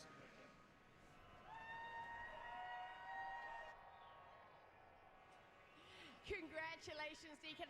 This is going to be a night you're going to remember for so many reasons when we look at the conditions out there. Talk us through what was going through your head when you're just trying to hang on to the end there. You know what is at stake and you know what you're facing. Yeah, honestly, I was just really focused on that start. You know, that's a big part in the mud. It's a big part in anything. Yeah, got the rhythms clean. I feel like I rode really smooth and calm, and that's what you need in the mud. And it feels good to make it known that I can make it happen in anything. I can make it happen at Daytona. I can make it happen in the mud. I can make it happen wherever I want. So yeah, a lot of confidence for me heading into the pros. And Jeremy, I'll see you at Paula. Congratulations, Deacon. Enjoy it with the team. That's fantastic. Lots of confidence and a really bright future, that's for sure. All right, well, let's take a closer look at what the fans are looking at and what the riders We got deal with. LCQ 250. Track map. Take us around, RC. Well, there you go. Looks beautiful right here. On this view, was a great racetrack. It really was, but unfortunately, Mother Nature had alternative plans for us. But the whoop section right there, I was cheating. I was looking over the screen here in the booth, and I saw that heavy equipment right there, the bulldozer going through the whoops, mowing them down. That's just going to be a straight up, straightaway. Listen, I like it selfishly up here in the booth because I think it'll create more passing. The riders will be able to go a little bit faster through there, and just too difficult for the riders. Can't believe they didn't do that for the young guys coming up. Go get it. I promise you I got you. I promise you just made the best pick in the draft. I promise you, you ain't gonna regret it at all. I promise you. Ready to go. 250 last chance qualifier. Here we go. 22. Cody Shock. Yeah, wasn't expecting that. And the 101. I think Luke Clout there as Here well. we go. 250 LCQ. Let's do it. Last chance qualifier. This is going to be tough. Really tough. Cody Shock gets away to a flyer. He's got that inside line too. It's Buchetti.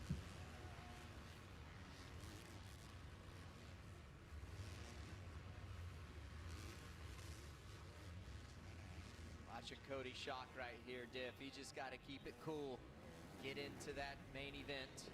And it's definitely not where Cody, he let's wanted to go. be. Obviously, Puro Shock. They didn't mow all the whoops down, just the end there. So still difficult. Look at all those ruts. All right, this is Landon Hartz of Wilsonville, Alabama, aboard his EBR Performance Racing Yamaha. And Landon gets a bonus $1,000 straight up by being selected by the Rocky Mountain ATV, the privateer payout. He gets an additional $1,000 if he makes it through to the main event. He's got to be in the top 4. And these guys fighting so hard. Get in that position. Damn, that corner speed. He's in a really good spot at the moment. So there could be, this could be a Even with the mud like that, Hearts. Well, wish him well. It's going to plan so far.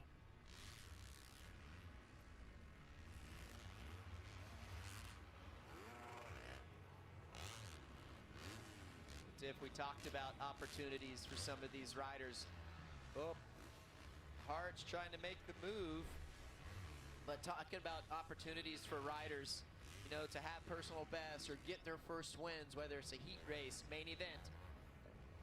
This is a prime example. We got 2 guys inside the top 4 that has never made the main.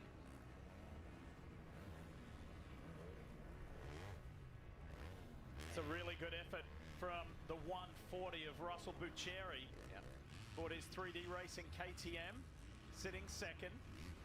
Then Hartz, the Rocky Mountain ATV privateer recipient, as Bucheri and Hartz, and gets on the 300. Jonathan Getz is in the mix. Hayes Edwards is trying to get himself up there as well. Oh, Michael Phelps, last place. Oh, no more 20th. On this 300. Yeah, and he was pretty snappy through the whoops. Well, he was, and what was impressive, and I was, you know, his stature, being a smaller in stature guy, and the amount of speed that he got there, a lot like Cole Davies, not overly tall, but the entry speed that he had, the commitment that he had in the whoops was pretty incredible.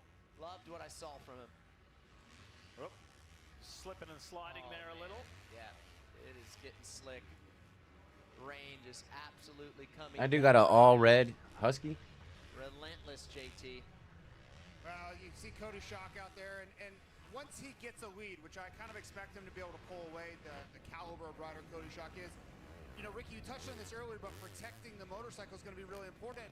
You got to avoid mistakes like that to start with.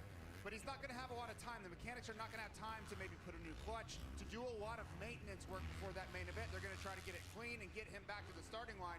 So the least Damn, I didn't even think about that. Yeah, they're not going to have a long time to do shit to his bike.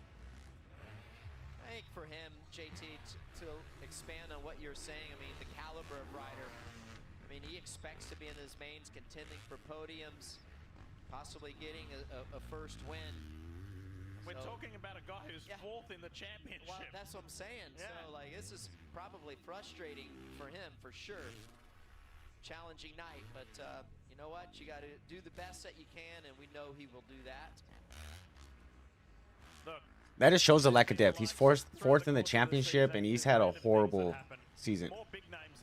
Or not bad. I guess horrible is a little too extra, too much. But in this 250 East Divisional Championship, Daxton Bennick has had to go via the LCQ. The first heat winner, Nick Romano, has gone via the LCQ before, including last week. Caden Dudney aboard his Star Yamaha. He was forced to go through, and he won, by the way. Pierce Brown was forced to an LCQ earlier in the year in Birmingham. That's right. So plenty of big names have had to do on, an but additional oh, race yeah, on the you're night. going to be a buck. Yeah, hasn't become You go, big man. I'm enough fired up. parity. Obviously, Appreciate the it's much opportunity. more difficult That's to awesome. transfer straight All out of right. the heat, and if you don't get a good start, it's tough. Now look, we told you earlier about Jonathan Getz was very effective through the whoops earlier today. That was when they were dry. But even in the wet, that graphic just showed you that he had the best time through the whoops. Oh, and he's able to stand up using that balance, core, muscles. Very impressive. You may remember earlier during the heat races, we told you as we look at Cody Schock with 1 lap to go, we told you the frustrating story for Hayes Edwards last week in Cleveland, where he was 1 position out of transferring to the main. History is repeating a week later. Hayes Edwards is 1 position away from transferring to the main. I reckon I'd probably like to finish dead last before I finish the first transfer spot. That's so close. Yeah, right? out of the first, non-transfer spot. No thanks. And unfortunately, he is almost. I mean, I know I'm being quiet right now, but there's really not a lot to talk about right now. It's a mutter. Oh. He's going full sin mode. Slow racing right now because it's a mutter. And it's the LCQ. It's the first time. This is his first year at this level. He's a graduate of the SMX Next program that we just saw. JT has slowly become one of the best motorcycles has ever. I like JT a lot, man. JT and Daniel Blair are 2 of my favorite guys in the motor world. They're smart. They know what they're talking about, and I agree with a lot what they say. Cody Schock says, "Thank goodness I got a great start and got the whole shot." And Cody Schock, as expected, wins the last chance qualifier, and we'll see him soon in the main. Hayes Edwards is giving it everything he possibly can. Oh! Oh, man. He was trying. He was trying. This is what he did last week. He was trying to catch Nick Romano for that last spot last week.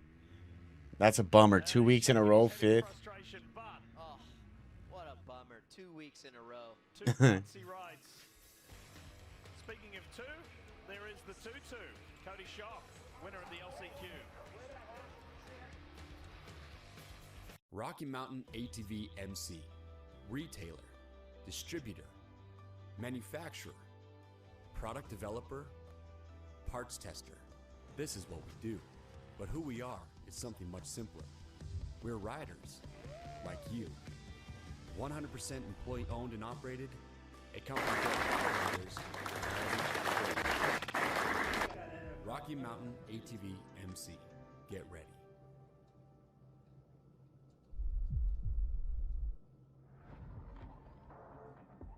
Intensity doesn't ask for permission. In the fit, it's presence.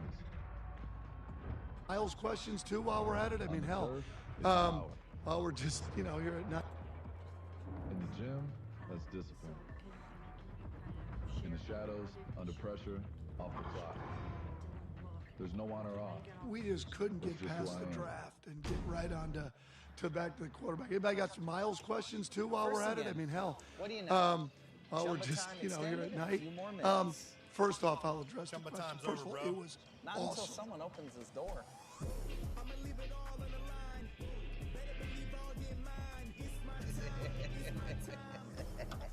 Morning, gents. You're right on time. Chumba time. Go wait in the boardroom. We'll be right in. Let's chumba.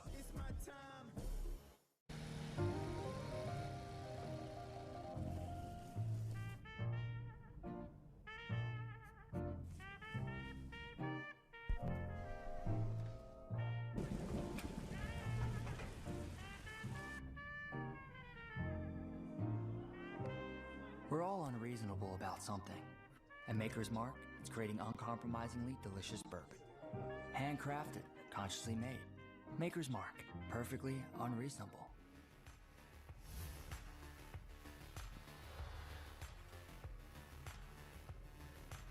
Look at that weather.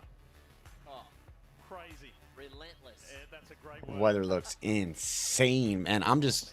450 last chance qualifiers. Main event's gonna be so crazy. They're gonna have to deal with.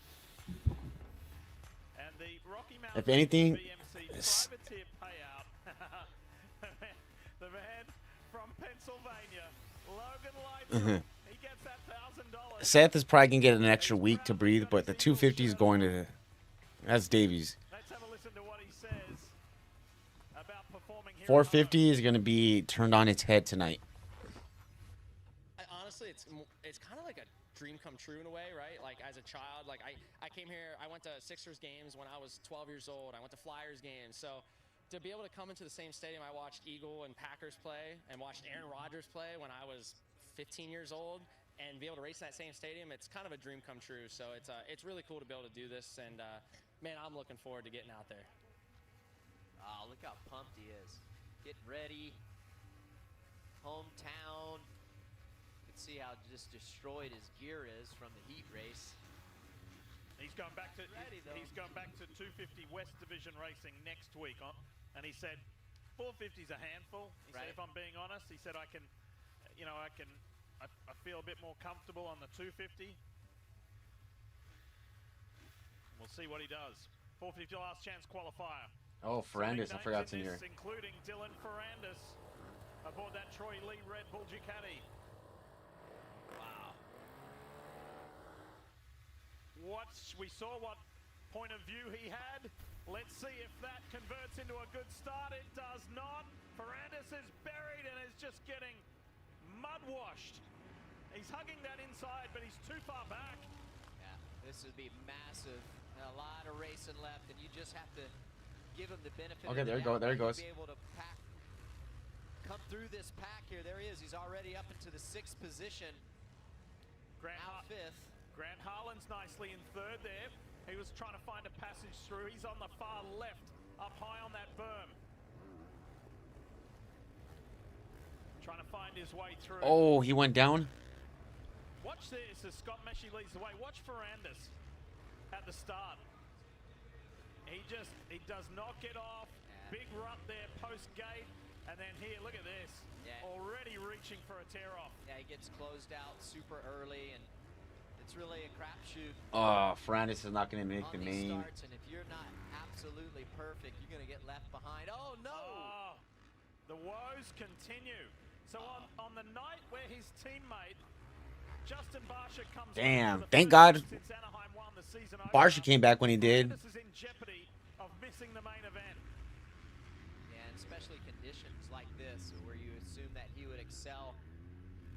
Being from France, riding in conditions like this along his journey, so everything's good. Goes across, starts straight by the mechanics turn. Yeah, he just over jumps that single jump, and as he lands, he probably wasn't perfectly squared up in the rut.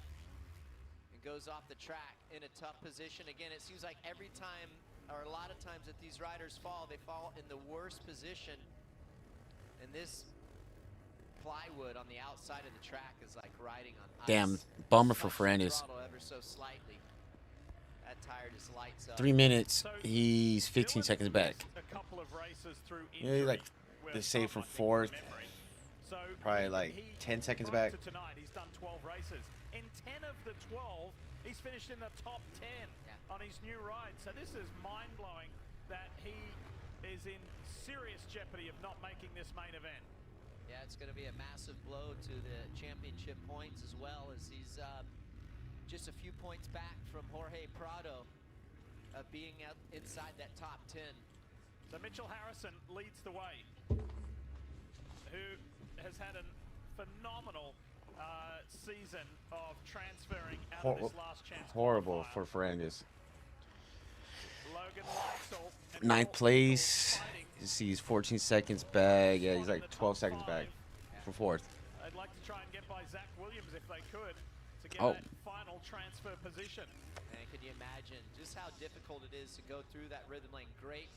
I mean, he's 9 seconds faster than everybody. He's putting a 113. Everybody else is putting in the 120s. These riders jumping through some of these rhythm lanes, making sure their bike is perfectly aligned up to where they land, able to navigate the ruts, do the next double or whatever the combination may be, even if it's just rolling through there. All right, Ferrandis has worked his way. If you're watching that graphic like we are on timing and scoring, Ferrandis has worked his way back to 9th, 12.7 behind So he's about 9 seconds away from Zach Williams. Is that possible to make up? Holy shit. Plus a lap? Well, it's going to be difficult, but I think if he has a speed gap, see where he's the fastest man on the track right now. His last lap was a 1:13. The other riders in front of him are like 1:19. So he's got the speed to do it, but he's up to 8. Yeah, he's He's up to 6. So He's 3 seconds got a really back. good chance, but some of these guys that he's going to have to get by going to be very difficult. They're great riders. So Mitchell Harrison, Grant Harlan, I think he could do it. Scott Meshy, top 4. But here's Ferrandis. JT, he is picking them off one at a time. This would be an epic comeback if he can make the main event. He's 5th. He's 2.8 seconds back. To the team right before this race, and she said that he went down in that heat race, lost the clutch, and that was the problem. The clutch went out. They basically had to push the bike back to the pits, get it cleaned up. He's 2.3.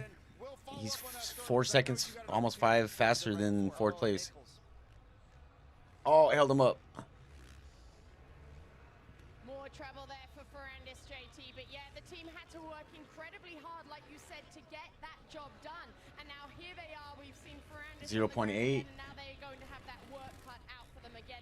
But JT clutches. Ricky, one of the big 1.1.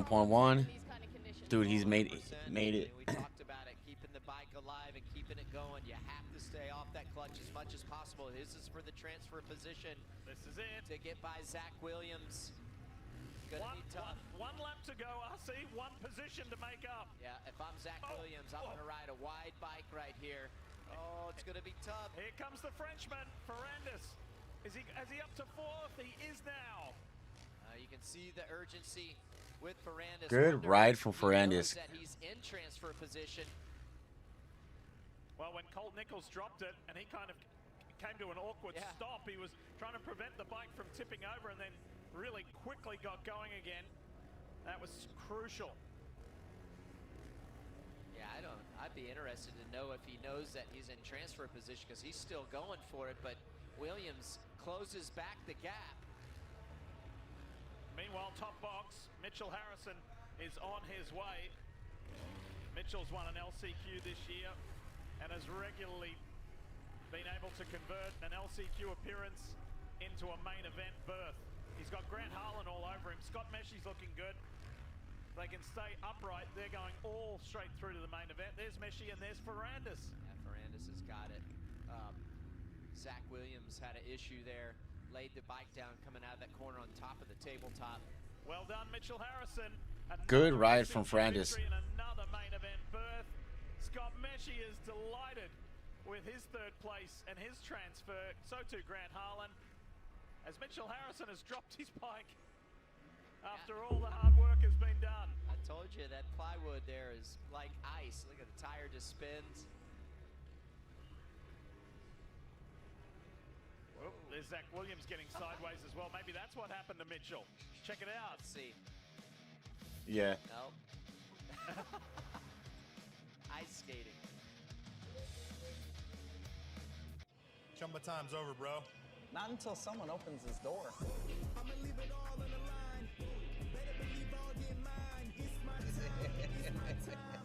Good morning, gents. You're right on time. Chumba time. My little soda pop. Thank you for choosing the Saja Boys breakfast meal. Hash browns, spicy Saja McMuffin, My little soda pop. and photo cards. The Saja Boys love you! Big hour meal. Oh, now this guy's going that way. Now I'm getting the lay of the land. Valets can be a big test for a young homeowner turning into their parents. There's an overflow lot somewhere in the vicinity. If the Is that right? garage is full, they go to the auxiliary. He said if the garage is full, they'd go to the overflow lot. I heard him. I was right here. Let's just stand quietly. I bet you guys have driven some great cars, huh? Progressive can't protect you from becoming your parents, but we can protect your home and auto when you bundle with I us. think you might have brought the wrong car. We had the red convertible. 3 ice cold Jägermeister shots, please. Those look warm.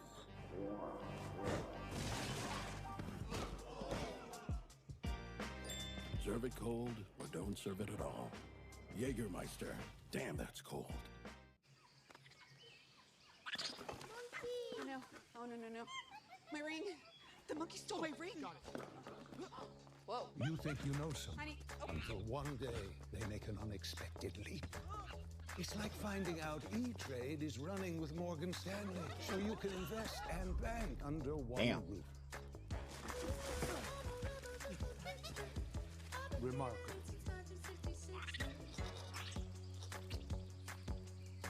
Cars are cool. Rental cars are not cool.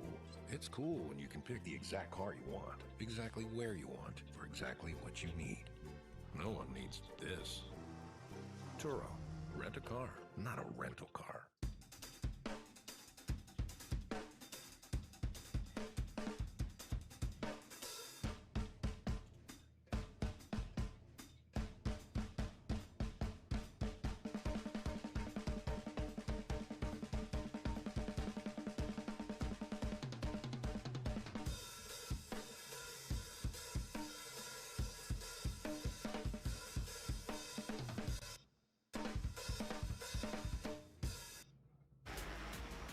Gates down for WMX. I don't know what is going on, but in the last 12 months, a lot of girls are going a lot faster. They knock each other down for third.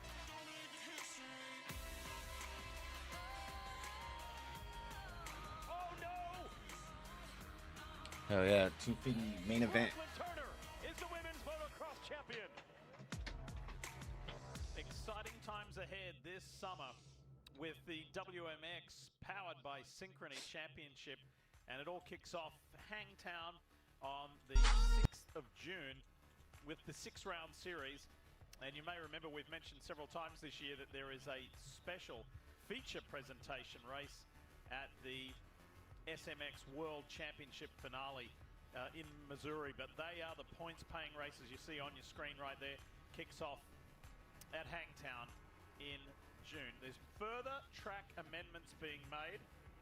We've just been informed that the 250 main event competitors were offered a sight lap, and RC, no takers. They declined, politely declined. I don't blame them, and you know what? I bet their mechanics are happy about that decision too. Yeah, they can see with this coverage here on Peacock that they know where they need to go, or not where to go. Exactly.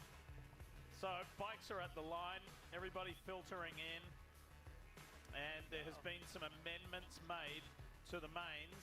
So from 15 down to 12 for the 250, from 20 down to 17 minutes for the 450 main events. Wow, these are gonna fly by, Lee. It is a big night. Seth Hammaker has to outscore Cole Davies to keep his title hopes alive. Big moment right now. Won me the tournament. I once had an 8-leg parlay. An octopus, if you will. Came down to a game in Detroit. I heard the team's plane got in super late the night before. So I figured I'd use my Bet365 sign-up bonus to hammer the under. Did you win? Well, let's just say the next round of omelets is on me, fellas. Bet $10, get $200 in bonus bets.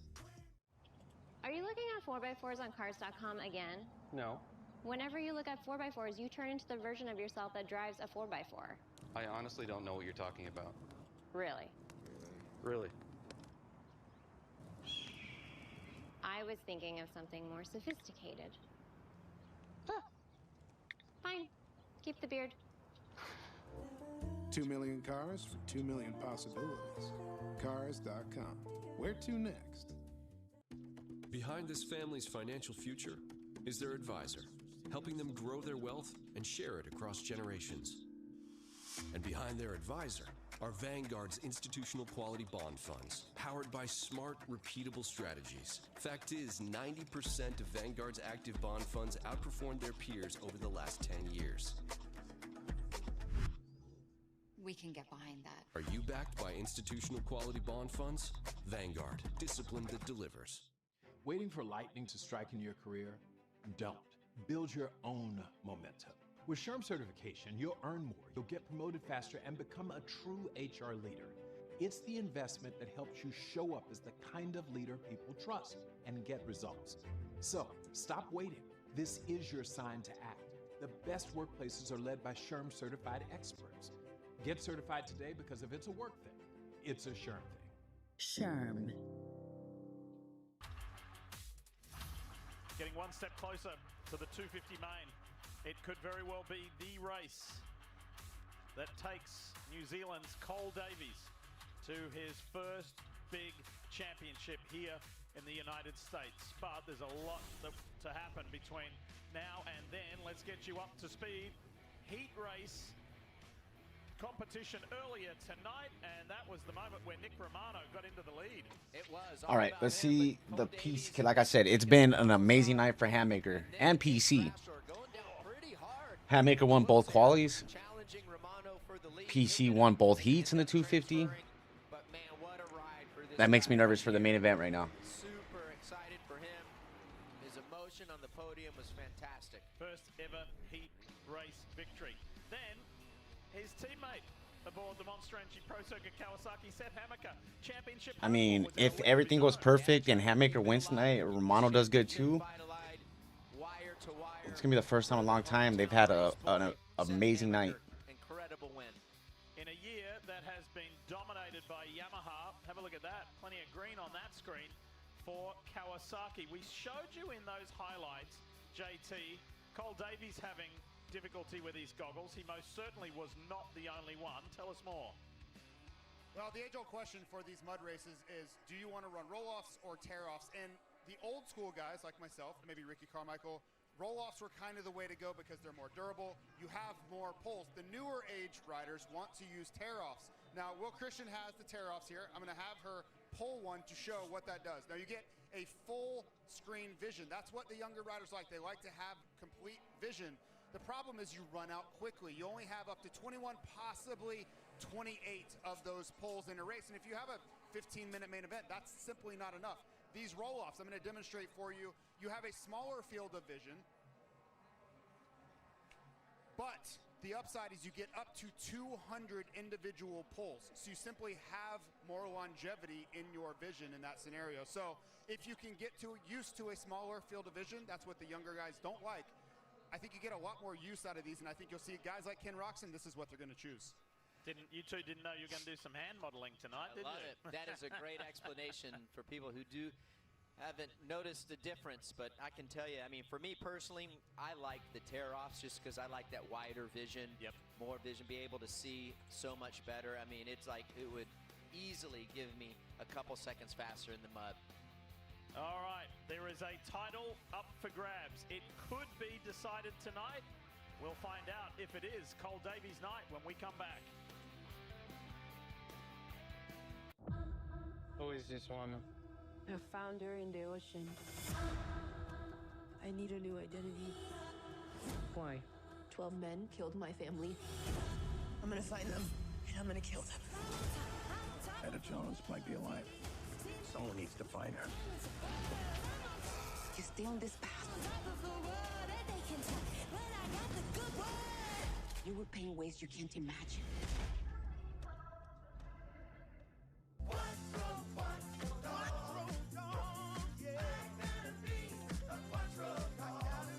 Credelio Quattro offers the broadest parasite protection of its kind, protecting against What did he do? ticks, He brought fleas, them to the table heartworm with disease, crippling and sanctions. They three gave up their intestinal nuclear worms, program. including The tapeworms, Ayatollah. in a single monthly chewable tablet. Use with caution in dogs with a history of seizures or neurological disorders. Damn. Ask for Credelio Quattro and make your dog a Quattro dog. Are you Marsha? I am. I am. Thanks for meeting me here.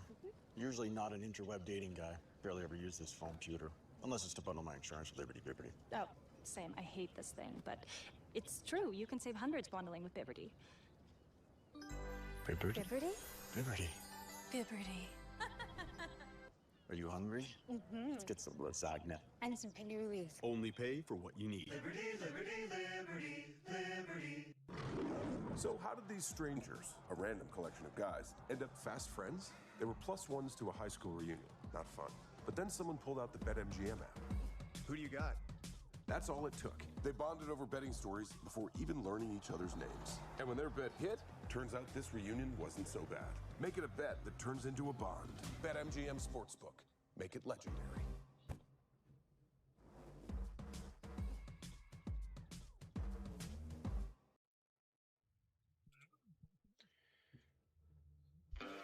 Young Cole Davies trained at the hands of his country's greatest champion.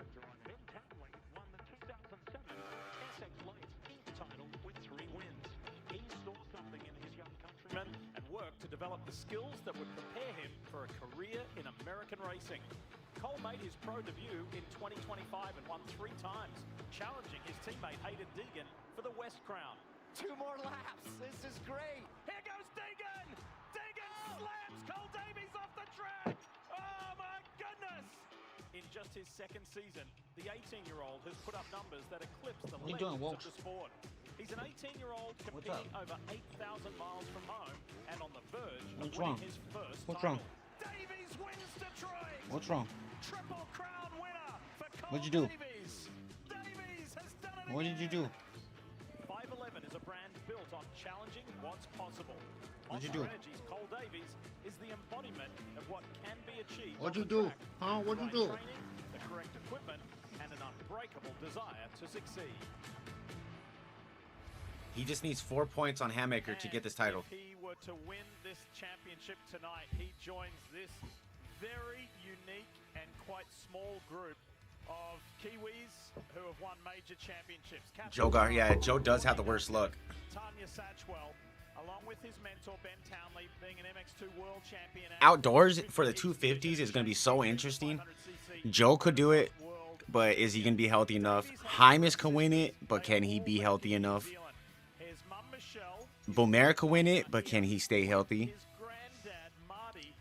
Kitchen can win it, but can he not break under the pressure? Anstey, maybe. It was an incredible talk that we had with all of them yesterday, and man, it just you talk about a feel-good story. I love talking to his grandpa. His grandpa was so pumped to be here. Crazy, like I haven't seen him race 4 years in the flesh. And I can tell you for Here we go. Remember, the live board's a little faster than the broadcast. Brendan Hartley, the Le Mans winner, Shane Van Gisbergen, they are all watching this guy. 250 East here in Philly is tonight the night for Cole Davies. Good start from Hammaker. His rival, the 2nd points man. Davies right there. Gets the jump. How about Derek Kelly there? Oh, Hammaker down.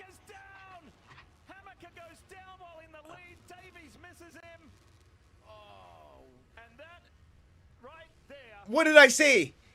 Might be the end of Hammaker's championship hopes here at home. What in the world happened there? Let's take another look at that. Was bizarre. Sure was. Everything's good. Double.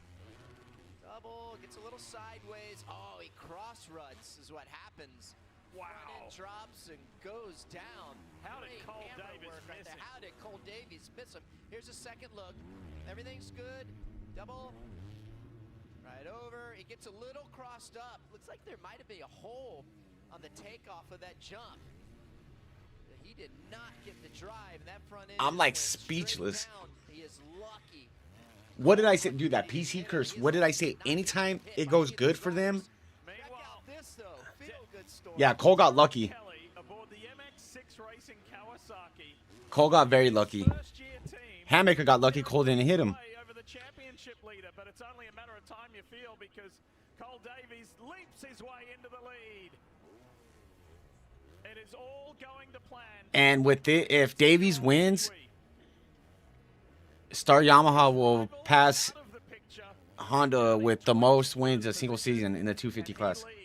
With, I think, they're 14 right now. It'll be 15. How he was riding in that heat race, I was worried for him, but such a bummer to see Seth Hammaker. So he's gonna clinch.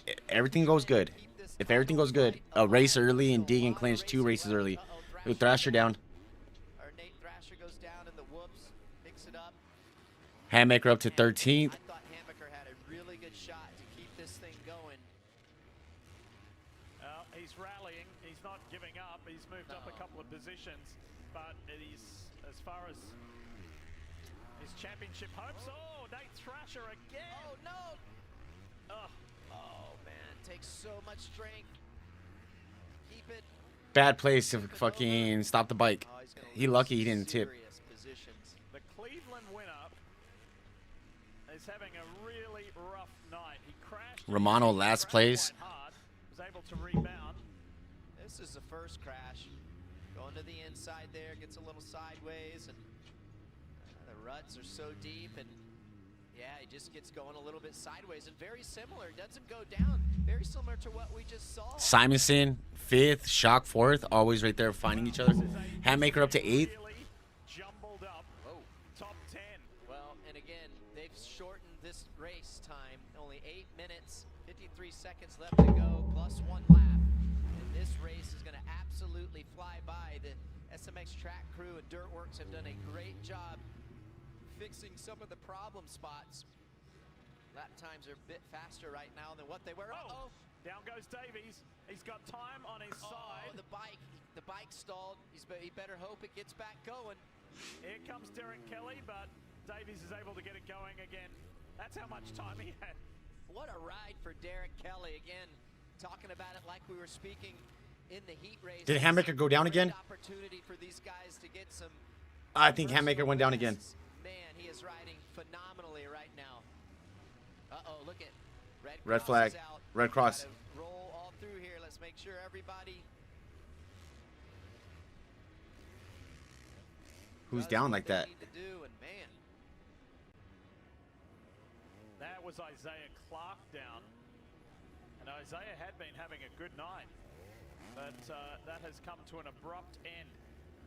Here is Daxton Bennick.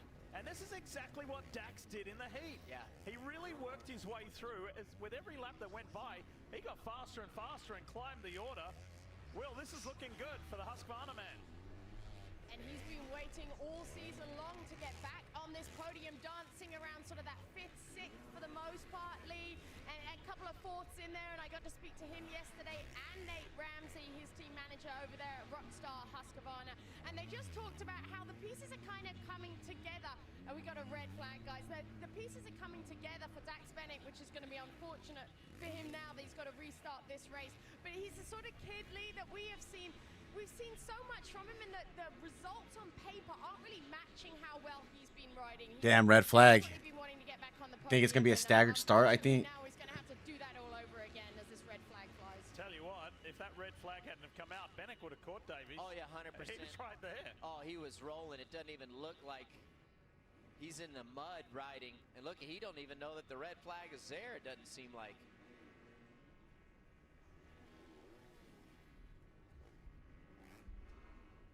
So yeah, I don't know that Bennick thinks that there's a red flag. Well,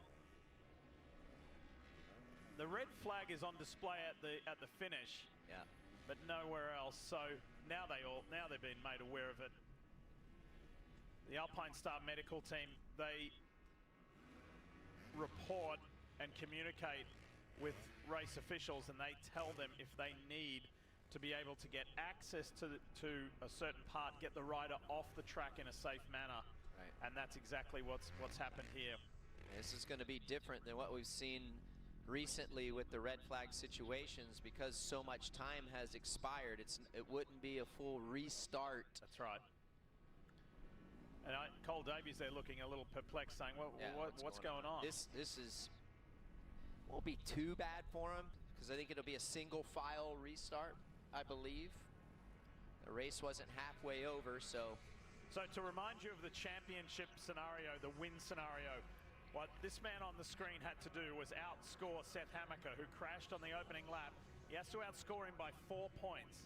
To leave here with a 25-point advantage, he is crowned champion. He had 25 points for a race win, and he has won the majority of the season. So even if he and Hammaker were to be in a tiebreaker situation, he would win on that. So he's still in a very, very good position. So a slight pause here while the Alpine medical team take care of Isaiah Clark. Here's JT. Thank you, Ian. Mike Pelletier, please explain to us what the procedure is for getting this race back underway. Yeah, right now the leaders did complete 3 complete laps, so we go to a staggered restart at this point. So we're going to line them up in a staggered formation up the start line. Okay, what will the time, will they go from time remaining to completion from here? That's correct. For whatever's left, they're going to start from that time and go downward. All right, thanks, Mike. Back to you guys. 7:22. Most hated guy in motocross right there. To determine this 250. Sat's gonna push it too hard right now. He's gonna go down again. It's going the way it's going. Going to have a fresh name at the top of it. Tom Vial has been crowned the champion of the East the last 2 years. Tom's back in Europe racing MXGPs.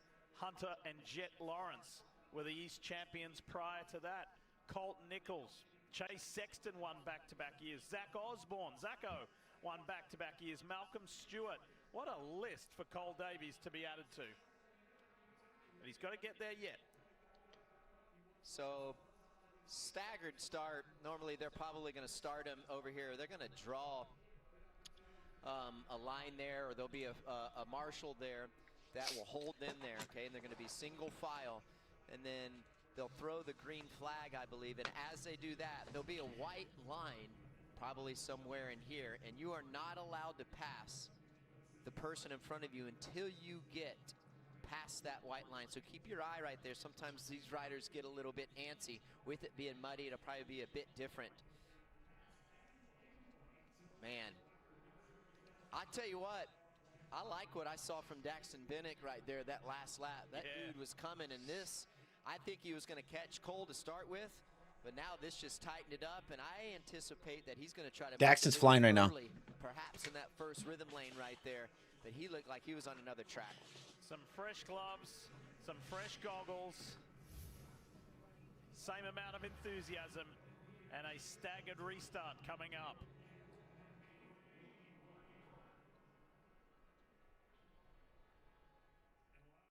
Jumbo time's over, bro. Not until someone opens the Yeah, door. Seth had to go down. He was an 8th.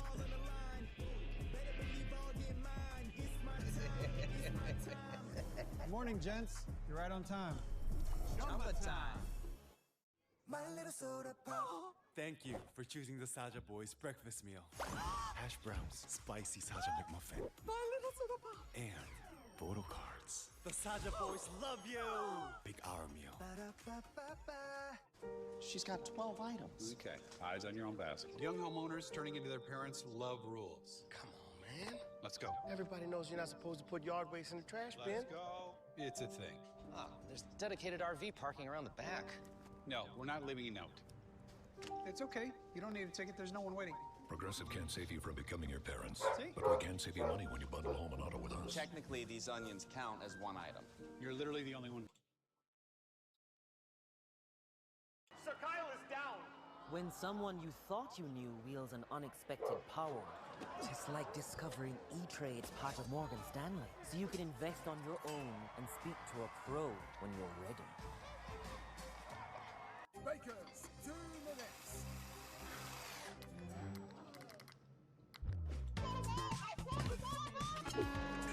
Power when you need it most.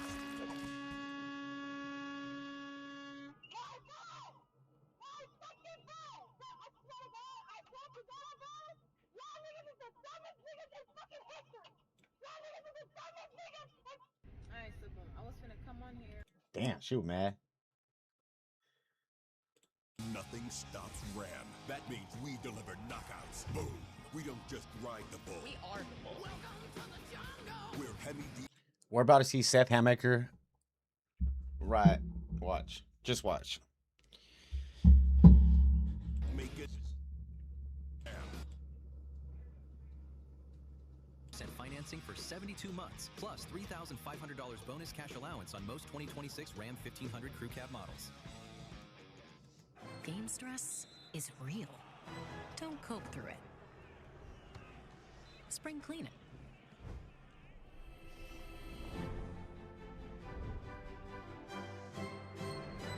The 450 class tonight could set the championship on its head. I'm dead ass calling it right now. The 450 title is going to be turned upside down tonight. Bike's been cleaned. Mechanics have done a great job. And the Frenchman will be ready to ride along with his teammate. He hasn't been able to say that since Anaheim. To have two Troy Lee designed Red Bull Ducatis out there on track. So all the 450 guys are getting ready for their main event as we sit through this brief pause after the Alpine Stars medical team are attending to Isaiah Clark, who was down. Look at that. Put Bennick behind. Yeah, he's now saying, hey, what's going on here? It's interesting. Maybe they went back to the lap previous. True. Yes, true. Yeah.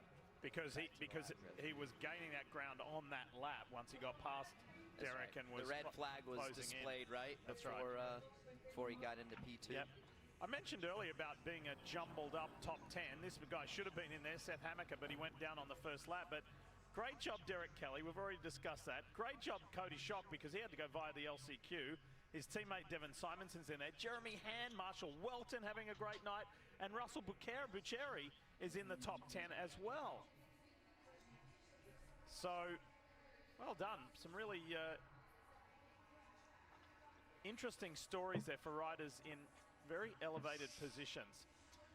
As you know, if you've been following along all year, it has been an incredible year, not only for Hayden Deacon and Cole Davies and all of Oh, they're 113. It'll be 14 if they win. Star wins tonight. Well, it certainly has, and you know, this has been a long time coming for this Star Racing Monster Energy Yamaha race team and what they've been able to build there at the old goat farm, and just the strength and numbers that they have. The bike is oh, they're gonna one more. If they win tonight, they'll be tied with 14. 2004 Cowie and 2023 Honda. So they could draw level with Honda 2023. Lawrence brothers were a huge contributor to that. 2004 Kawasaki with 14 wins. You know that Davies is almost all but assured the title. He hasn't got it yet, but there's you'll add another number to that, so it'll be maybe 14 wins, maybe, who knows. Daxton Bennick showing great speed. Dax might get a win. I mean, I think he's the favorite right now based on what we saw that last Daxton riding good. Talk about dominant for real. There's the team manager's tower. There's the team manager Nate Ramsey, my old teammate of the Rockstar Factory Husqvarna Racing team. Oh, he hyped. Jensen right next to him, Nate Ramsey. Here we go. All right, staggered start right here. This Oakley tough block, they cannot pass before they get there. So keep your eyes all right, Davies. peeled to that. It's his moment right now, man. Handmaker, his moment too. None of those riders can do anything until they cross that line. Handmaker is 12th place. What Cole Davies is doing there. Last rider into place was Nick Romano, way at the top of his screen. Oh man, especially after a great heat race win. Timing and scoring has him 20th. It's like Ryder Floyd. They will probably have the most wins by the end of the season with it. Yeah, dude. P13 right now. Be 14. They could probably end it with 16, definitely. He's gonna have to turn it loose here on this first rhythm lane. Make sure he's able to get through there first and foremost safely, but execute the rhythm lane. Revisiting this championship state of play, Cole Davies simply needs to finish 4 points better than Seth Hammaker to be crowned the 2026 250 East Division Monster Energy AMA Supercross champ. Well, it looks like the rain has stopped. Finally. From what I can tell. So, I mean, at least it's not raining on them while they're sitting there waiting to get this race back going. That would be incredibly annoying. Not sure what we're waiting on here. Maybe get all the officials safe. Is it still raining? Yeah, hard to tell here, but. New Zealand has an incredible track record for its relatively small population of producing global sports stars. An amazing sporting success story. Does Joey Savacci, is his number 17? Is that his career number? Like, does Savacci have a career number? Or is Davies going to steal that number next season? And what he's been able to do, and just how he really focuses on his. I personally thought it was a career number, but I seen one of Davies' videos a couple months ago, where his mom was like, "Sorry, Savacci, we're coming for the number 17." for his manufacturer. He's doing it for his country of New Zealand. He's doing it for his family. Mum, dad, and grandfather are here from New Zealand to watch this incredible teenager do what he does best. Here we go. Keep your eye. Great run for the number 77 to Derek Kelly as well. There's the 30-second board right there. Keep your eye on that. As soon as that goes up, it'll go sideways, I believe. There's the official holding the green flag, and once that thing flies, this race is on.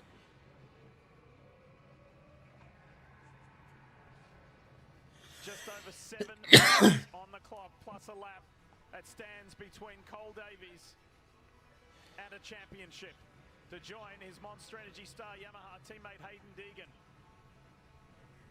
in that championship arena. We've had to wait for it, but the wait's going to be worthwhile. Here we go, staggered restart. Let's go. All right, race is on. You can do whatever you want once you're past that tough block. Remember what I talked about here? Cole Davies did a good run through this first. There goes Bannock. Daxton Bennick, P2. Cody Shock on the attack as well, bike 22. Bummer for Kelly. That dude was riding good. I like the way 37 looks better than the 17 for Cole. Yeah, 37 way better than 17. Bummer for Kelly, dude. This would be not often do you see someone go to the last chance qualifier and then come back be on the podium, but his teammate is just behind him as well, I believe, and that's Devin Simonson. Yep. Oh, look at his Oh, Simonson. Wow. Flying. This guy is absolutely rolling. Takes that outside option, still ahead of his team. Okay, Simonson. Simonson now in third. He came out of nowhere. Damn, bummer for Kelly, dude. He was second. Hatmaker up to 7th. The great equalizer, Lee. And this has been exciting. I wasn't anticipating there to be this much excitement. Shock's not done with yet. Oh, he says, nah. Oh, Simonson gets crossed up, but that was a nice. I'm weird though. I don't like the way double digits look on jersey. I'll probably start with the number 1. I like this drone shot here. You can really get a good idea of just how gnarly the ruts are. Hatmaker up to 5th. It's incredibly hard to do with these athletes. I mean, you want to talk about all muscle. These bodies are getting worked out at an incredible amount of strength. I can tell you after these mud races. Oh, Simonson down. After these mud races, the next day, you had muscles sore that you realized you never had. You may have noticed on the running order that Seth Hammaker has done a really nice job in coming back all the way up to 5th. I mean, he was down in 21st place. Yeah. So that's a heck of a comeback. I spoke too soon. Daxton Bennick, I thought he was for sure going to march up here and get by Cole Davies, but Cole is Landon Gordon, last place. out. He ran a 106 last lap, okay? And Daxton was second fastest at a 110. There's lap time. There he is. Dad proudly watching on.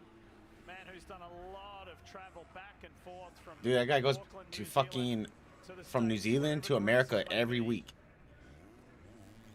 If we had an opportunity, go ahead, Will. I just had a chance on the sidelines here when they were getting ready to take back off after the red flag to talk to Wayne Davies, who you see on the screen there. And he was actually You're worried he'll try to Cole will try and playing push it too much. He sees Seth get close. Really Seth's 20 seconds down already.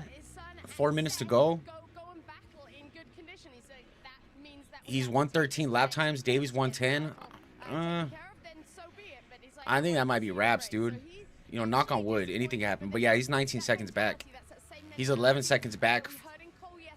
12, 13 from Bannock. All right, Hatmaker's 3rd place. Yeah, well, incredible. It would have been cool to see this happen, but hey, Hammaker's coming up here now. If Hammaker is able to catch up to Bennick, which is going to be tough, we only have 3 minutes left. It still isn't over. It pushes the championship to Salt Lake City. Look, this has been a monumental comeback from Seth Hammaker here at home in his home state of Pennsylvania. Quick reminder to stock up on Monster Energy. He got lucky with that stagger. So, Davies a whopping 8 seconds out in front over Daxton Bennett. Hammaker's got a huge amount of ground and time to make up as well to try and catch the he got 19 seconds. Factory Husqvarna rider with just 3 minutes left on the clock plus a lap in this 250 East Division race here in Philly. Way to keep fighting, Seth, and you know, as we're Bummer for Seth, dude. Almost last year. Not as close this year.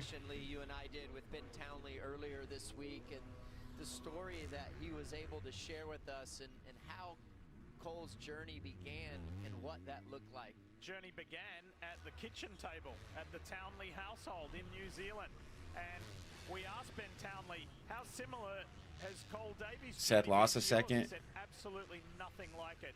This was thought out, it was planned, and Davies and his family, all of us, Will Hahn, you got to include Will Hahn on that, in recent times, has been executed as we thought of around the kitchen table, which that doesn't happen very often. No. There's been a lot of sacrifice, a lot of hard work, but he just said, when I first saw this kid when he was like about 7 or 8 years old, we came to working together when he was in his early days, like around about 13.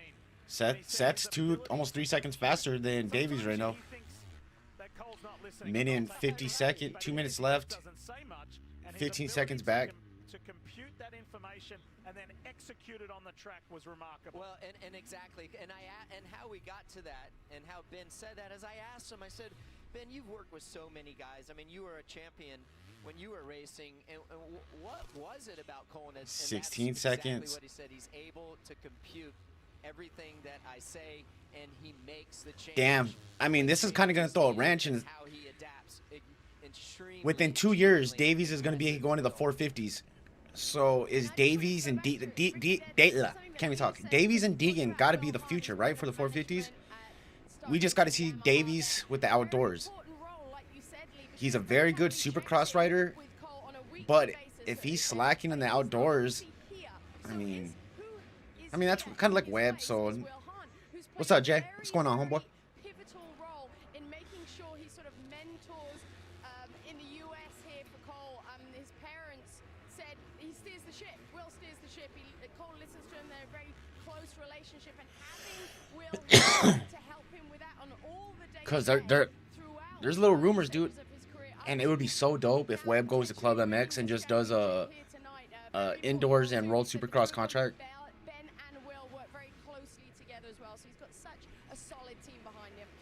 Club MX is North Carolina, right? He bought a track in North Carolina.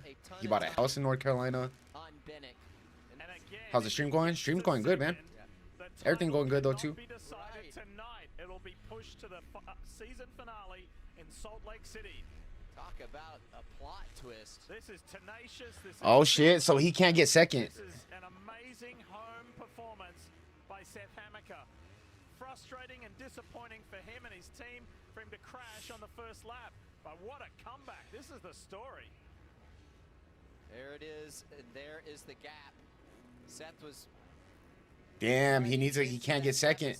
Almost by 3 seconds a lap. Now, it was a little bit less that last lap, only about a second.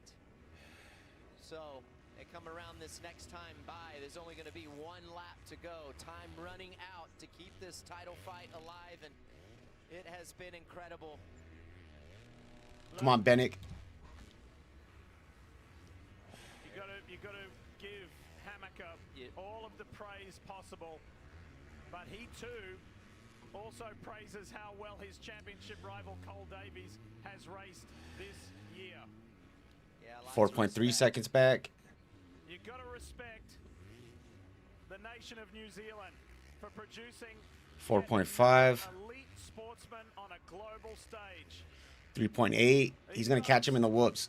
Are racing for second and third. It's all about the guy at the front. 18-year-old 3.1. Davies from Waitoki, New Zealand. Add him to the list of global Kiwi greats. and he's only just getting started. He's going to be the youngest champion since Trey Kennard back in 2008. He's going to win a 250 title at a younger age than Jet Lawrence. And Jet was with us a couple of weeks ago and said, this kid is racking up unbelievable numbers. Ben even told us, Diff, what this does for the country. Oh, is Hammaker down? Hammaker's down. It's over. It really is over. That's over. Cole Davies is a Monster Energy AMA Supercross champion. Puts New Zealand on the map big time. He wins the 250 East Division. Seth Hammaker gave it everything he got. We'll remember Told you he was going to go down again. And season-long, really good results. But Cole Davies is your champion.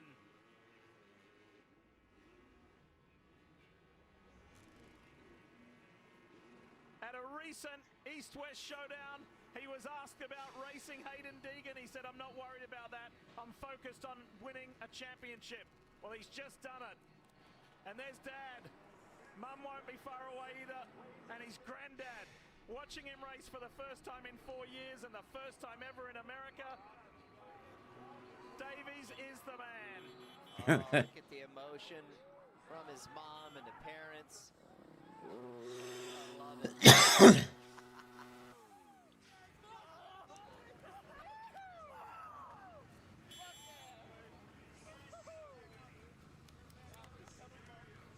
Oh, look at Dad crying.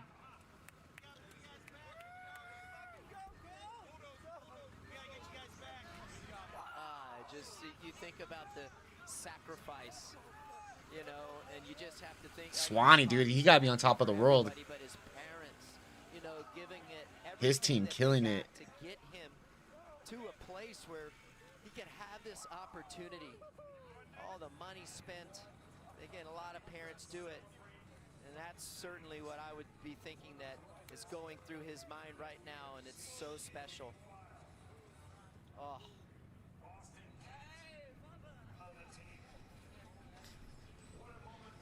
Special moments, and moments that they will remember for an absolute lifetime.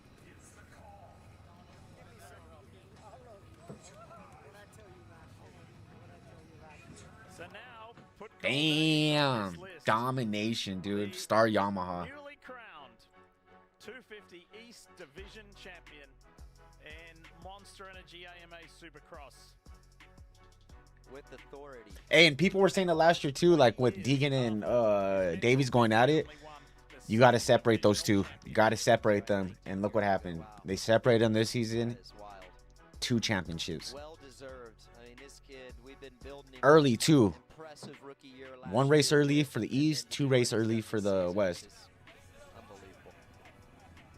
New Zealand sports people all around the world will be celebrating this young man's phenomenal season.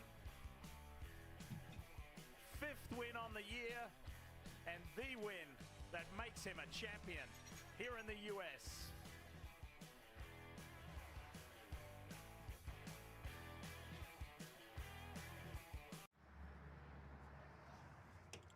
First again, what do you know? Chumba time extended a few more minutes. Chumba time's over, bro. Not until Damn, Isaiah Clark put on a backboard. Doesn't look like he moved at all. Oh, I hope no. Morning, gents. You're right on time. Chumba time. Go wait in the boardroom. We'll be right in. Let's chumba. Good luck going after our fans. We have a Hunter's meal at McDonald's. You mean the Saga Boys breakfast meal?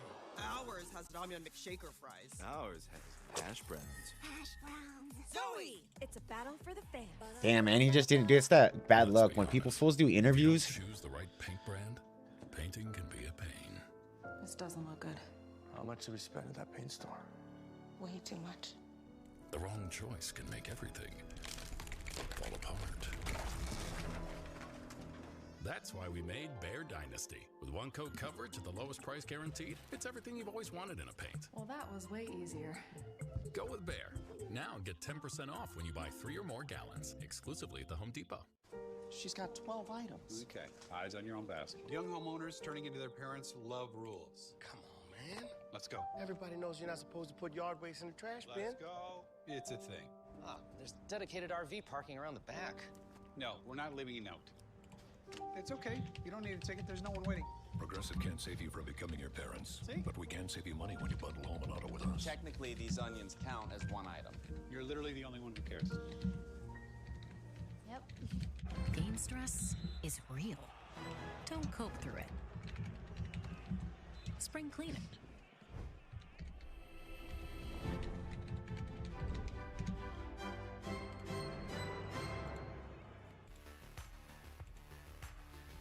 May not have been the prettiest night, weather-wise, temperature-wise. But if you ask Cole Davies, I'm sure he's going to say it was just perfect. He won here last year, he defends that win, and is crowned a champion. Jason Thomas, what a ride, what a year. Incredible, Lee. Well, I have Mike Pelletier, Director of Racing from the AMA, who has something to deliver to Mr. Cole Davies.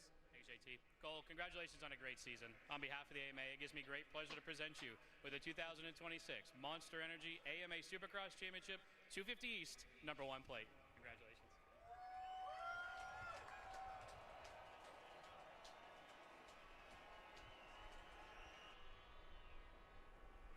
We'll get Mr. Cole Davies back over here in just a second and deliver a little bit more hardware as he shows off that shiny new #1 plate. Cole, we'll bring you back over here real quick. Got something, one more thing to hand over to you, and Bill Harris, Director of Operations for Monster Energy Supercross. On behalf of Monster Energy Supercross and the SMX League, congratulations on your 250 East Division Championship.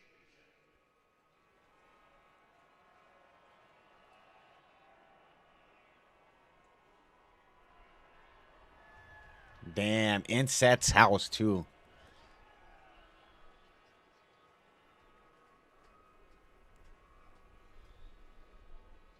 Cole, I'm going to suspect this has been a dream come true for you, and I remember your dad telling Will Christian before this series starts that something about, man, I hope he wins every race because he's going to be really upset if he doesn't. I see that smile. Damn, that means in Salt Lake he's gonna be able to run the 1E plate. Tell us what this championship means to you and your family. I mean, it means everything to me and my family. You know, we've sacrificed, you know, everything to come over here, and you know, yeah, I just can't give it up to my family enough. You know, they've sacrificed everything for getting me here, and you know, the hard work and, you know, the ups and downs are just, you know, it's all worth it now. So I'm just stoked. You know, this track was treacherous, but you know, we got it done. I'm stoked. This, you know, a dream come true. Congratulations. Go celebrate. Thanks, help us a bit.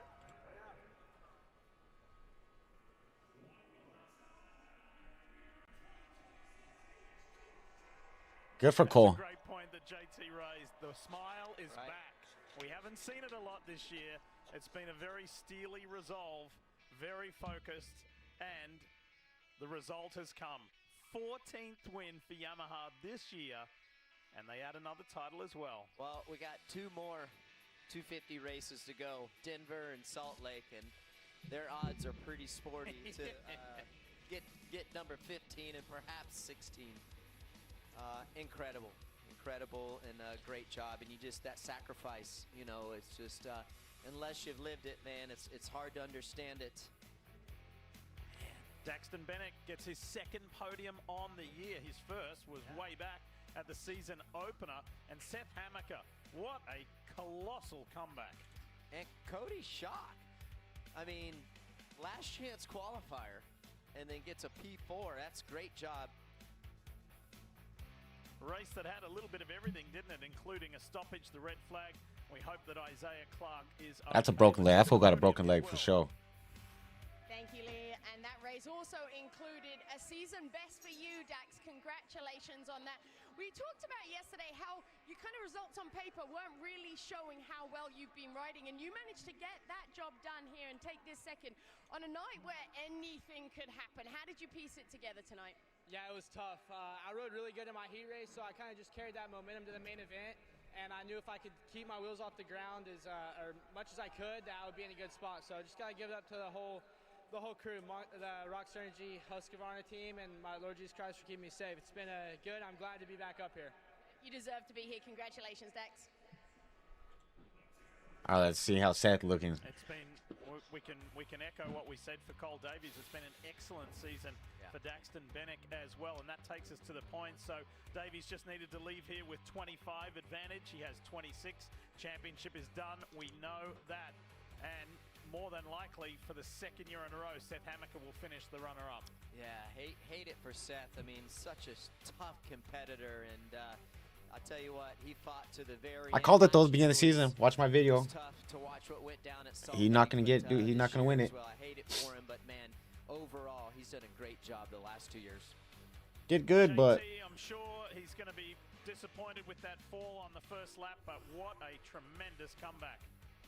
It sure was, and to see you up on the podium after that first lap was a surprise, I think, for everybody. I know this isn't the series outcome you wanted. Walk us through your emotions and what your thoughts are heading towards Salt Lake. Yeah, I'm definitely bummed. Had big, title hopes for this he looks like he's gonna cry. Was racing a tough competitor. He's holding it. Congratulations to Cole and his team.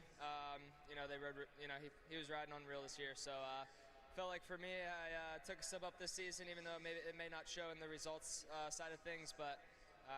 I feel like consistency, I was riding good, and just nothing really fell into place the way I had it hoped. So all in all, go to Honda, buddy. So far, got one more in Salt Lake, and go try and win that, and carry this momentum in the outdoors. But as far as tonight, I felt really good on the track. Ooh, could he win outdoors? Right from that first lap crash, and just a little banged up, but happy to salvage a podium again, and thanks to the whole team, Monster Energy Pro Circuit, Kawasaki, my whole family and friends.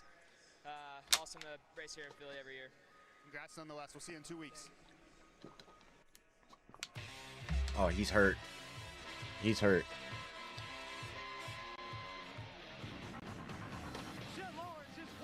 I don't know if you guys seen Instagram. They're talking about Deegan and Lawrence right now. Deegan made a little funny post talking shit to Santo Jules and Jet Lawrence. Same track in the same class. It happens. Fox Raceway, Pala, California. You'll see it on NBC network television at the end of May. Don't forget about the other guys in that series as well. Exactly. So it's going to be fun to watch that rivalry grow and see what it turns into. But there is a lot of other guys in that race class that can go out there and make it happen as well. Yeah, they can, what Ricky just said, but dude, Roxon's on his way out. Webb's on his way out. Ferrandis, Barsha.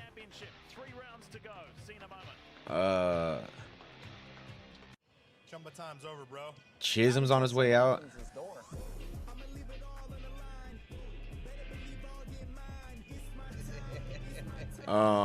Morning, gents. You're right on time. Chumba time.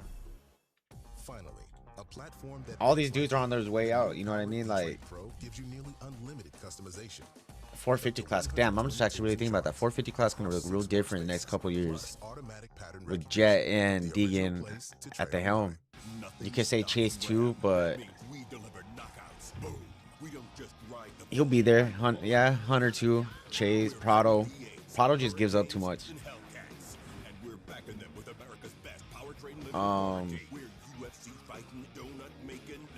We'll see guys like Joe move up, Kitchen move up.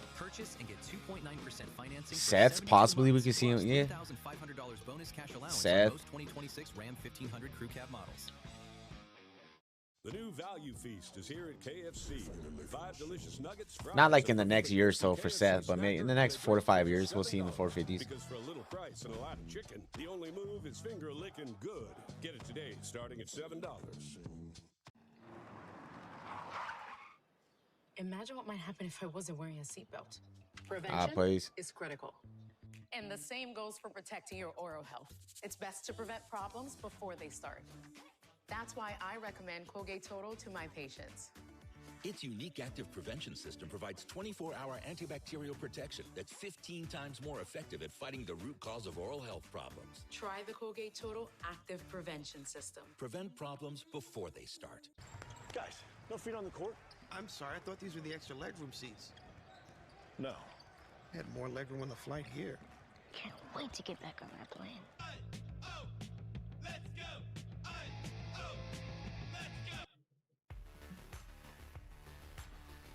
Final pieces of track prep being made. 450 classes. We're just a few minutes away Damn. from the I can't wait for this right now. Third year in a row we have raced here, part of the SMX World Championship, Monster Energy AMA Supercross, and that championship fight between the 96, the 94, the 1, Hunter Lawrence, Ken Roxon, Cooper Webb.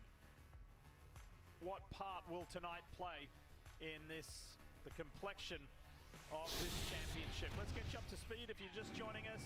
Here's what went down in the heats. Yeah, Kenny making it happen. Gets out to the lead early, and again, these conditions, I feel like Ken has a pretty healthy advantage, and he's going to lead it wire to wire. But Cooper Webb, Prado is 4-time world champion. He doesn't prefer indoors, but now he's back on KTM and head outdoors. It's going to be different this year. Definitely going to be different. I agree with you on that. It's definitely going to be different for him this year. I mean, obviously, he's proved that it's going to be different with the results so far indoors. Plus, like you said, he's a 4-time world champion. So his outdoors, savage.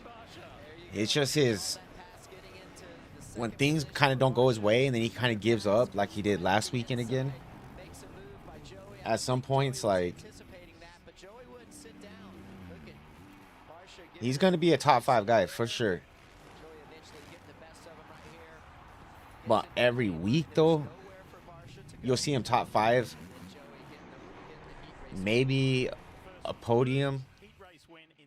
I don't know. Prado's a weird one, man. He could definitely be winning these races, but it's just he's his own worst enemy in my book. And his starts, you can't take that away from him. His starts are diabolical. Riders are going to be blind. They're not getting their parade lap to see what is in store here. These first couple laps on the unworked sections of the racetrack are going to But be really I just think Sexton, Jet, Hunter, Deegan, Yamahas are underpowered outdoors compared to Hondas and KTM's. Fact. And like I said, yeah, I mean, like I said though, I'm talking about the mental side for this fool. He could have the best of the best to be on something way better, but I feel like he's his own worst enemy. He holds himself back. Can't help but think about that 450 LCQ when Ferrandis got boxed in. Oh, yeah. And then it was a lot of hard work. But he's going to be a disruptor. He's definitely going to be a disruptor outdoors. Right here. Absolutely brutal. Wow. Ken's looks the best. That's what'll happen when you have the fastest heat race. You get that priority, which is so important, especially on conditions like this. Let's see what happens. 1 point in this championship fight with 3 rounds remaining. Here tonight in Philly, next week in Denver, championship finale Salt Lake City.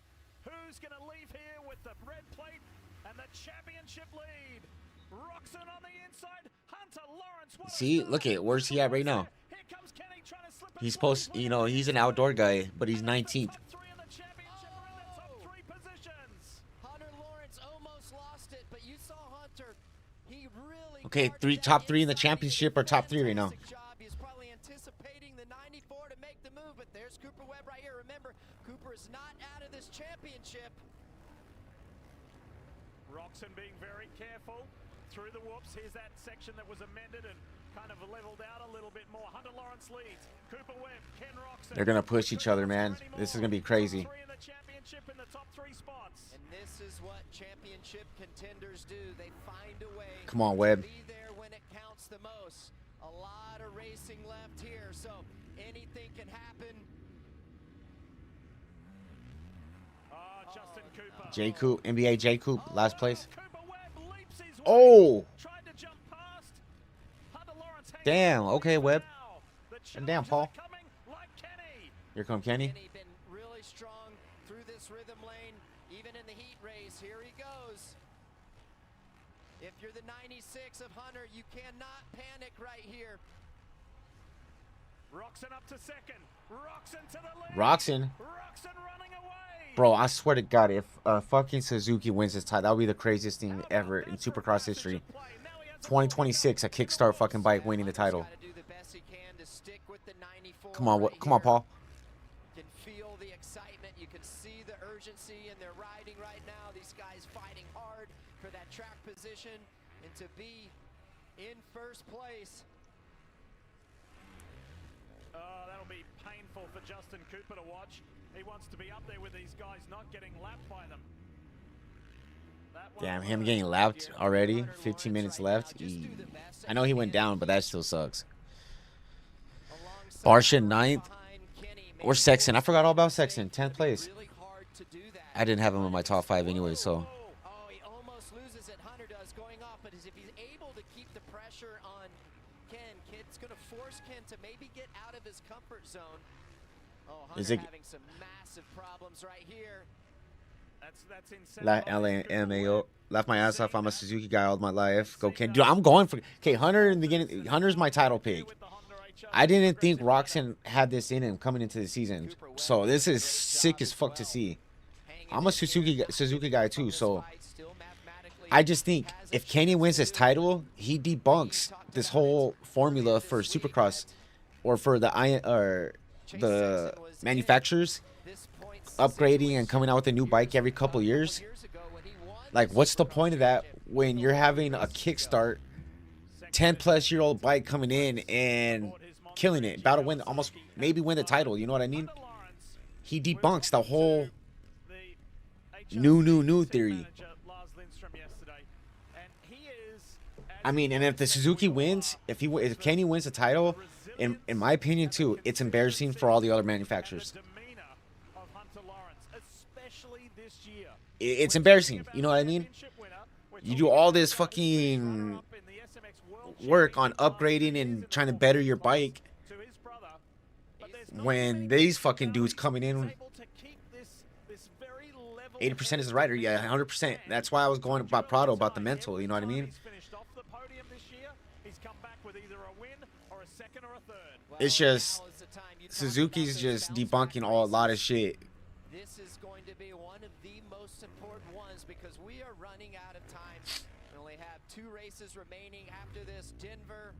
Maybe this will be a learning situation for riders like Sexton, Prado, and everything, that you don't got to get stuck on trying to fix the bike or change the bike or get the bike perfect. Just get it too close to where you feel decent. Ride it. That's another reason why I like Deegan. He never complains about the bike. Roxon used to be horrible back in the day about his setup. And now look at, he's cool. Leave it how it is. Doesn't change it.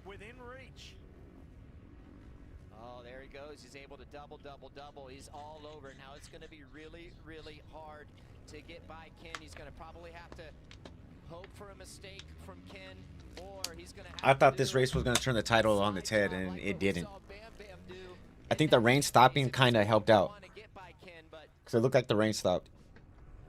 Very impressive ride for both of these guys right here, and it's just like, but we still got 12 minutes. Waiting for something to happen, but these guys are so good at their craft. There's a reason there's only 1 point between these two.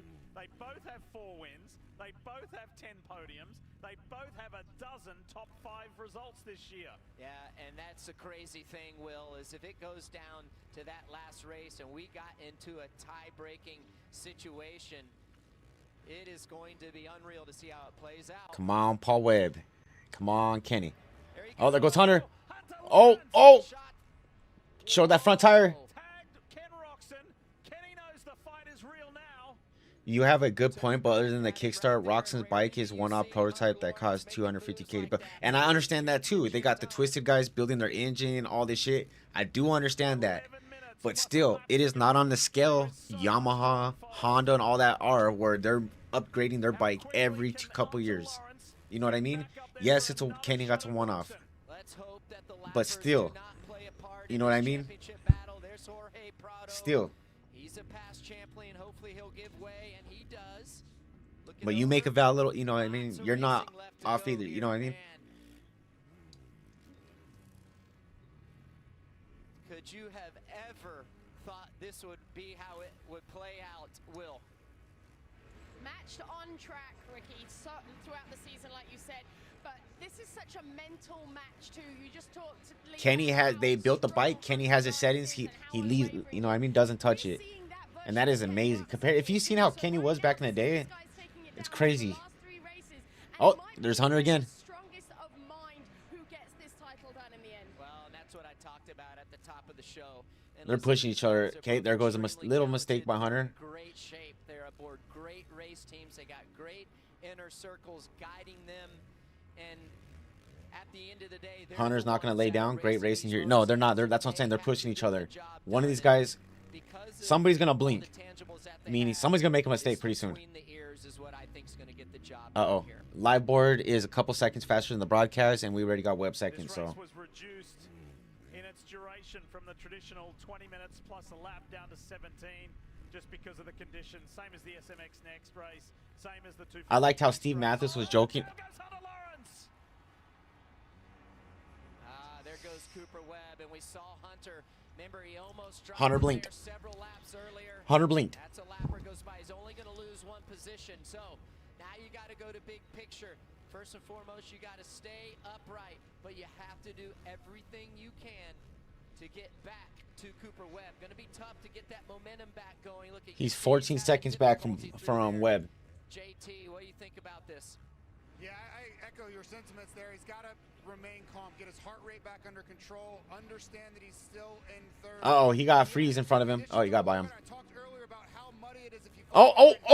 That's what he cannot do, is allow one mistake to turn into several mistakes. Kenny's 9 years older. Almost 9 years older than Hunter. Dude, the old guys are putting in a last stand before like they start transitioning out of the fucking class. Like I said a little bit ago, dude, we're about to lose Kenny, Tomac, Webb,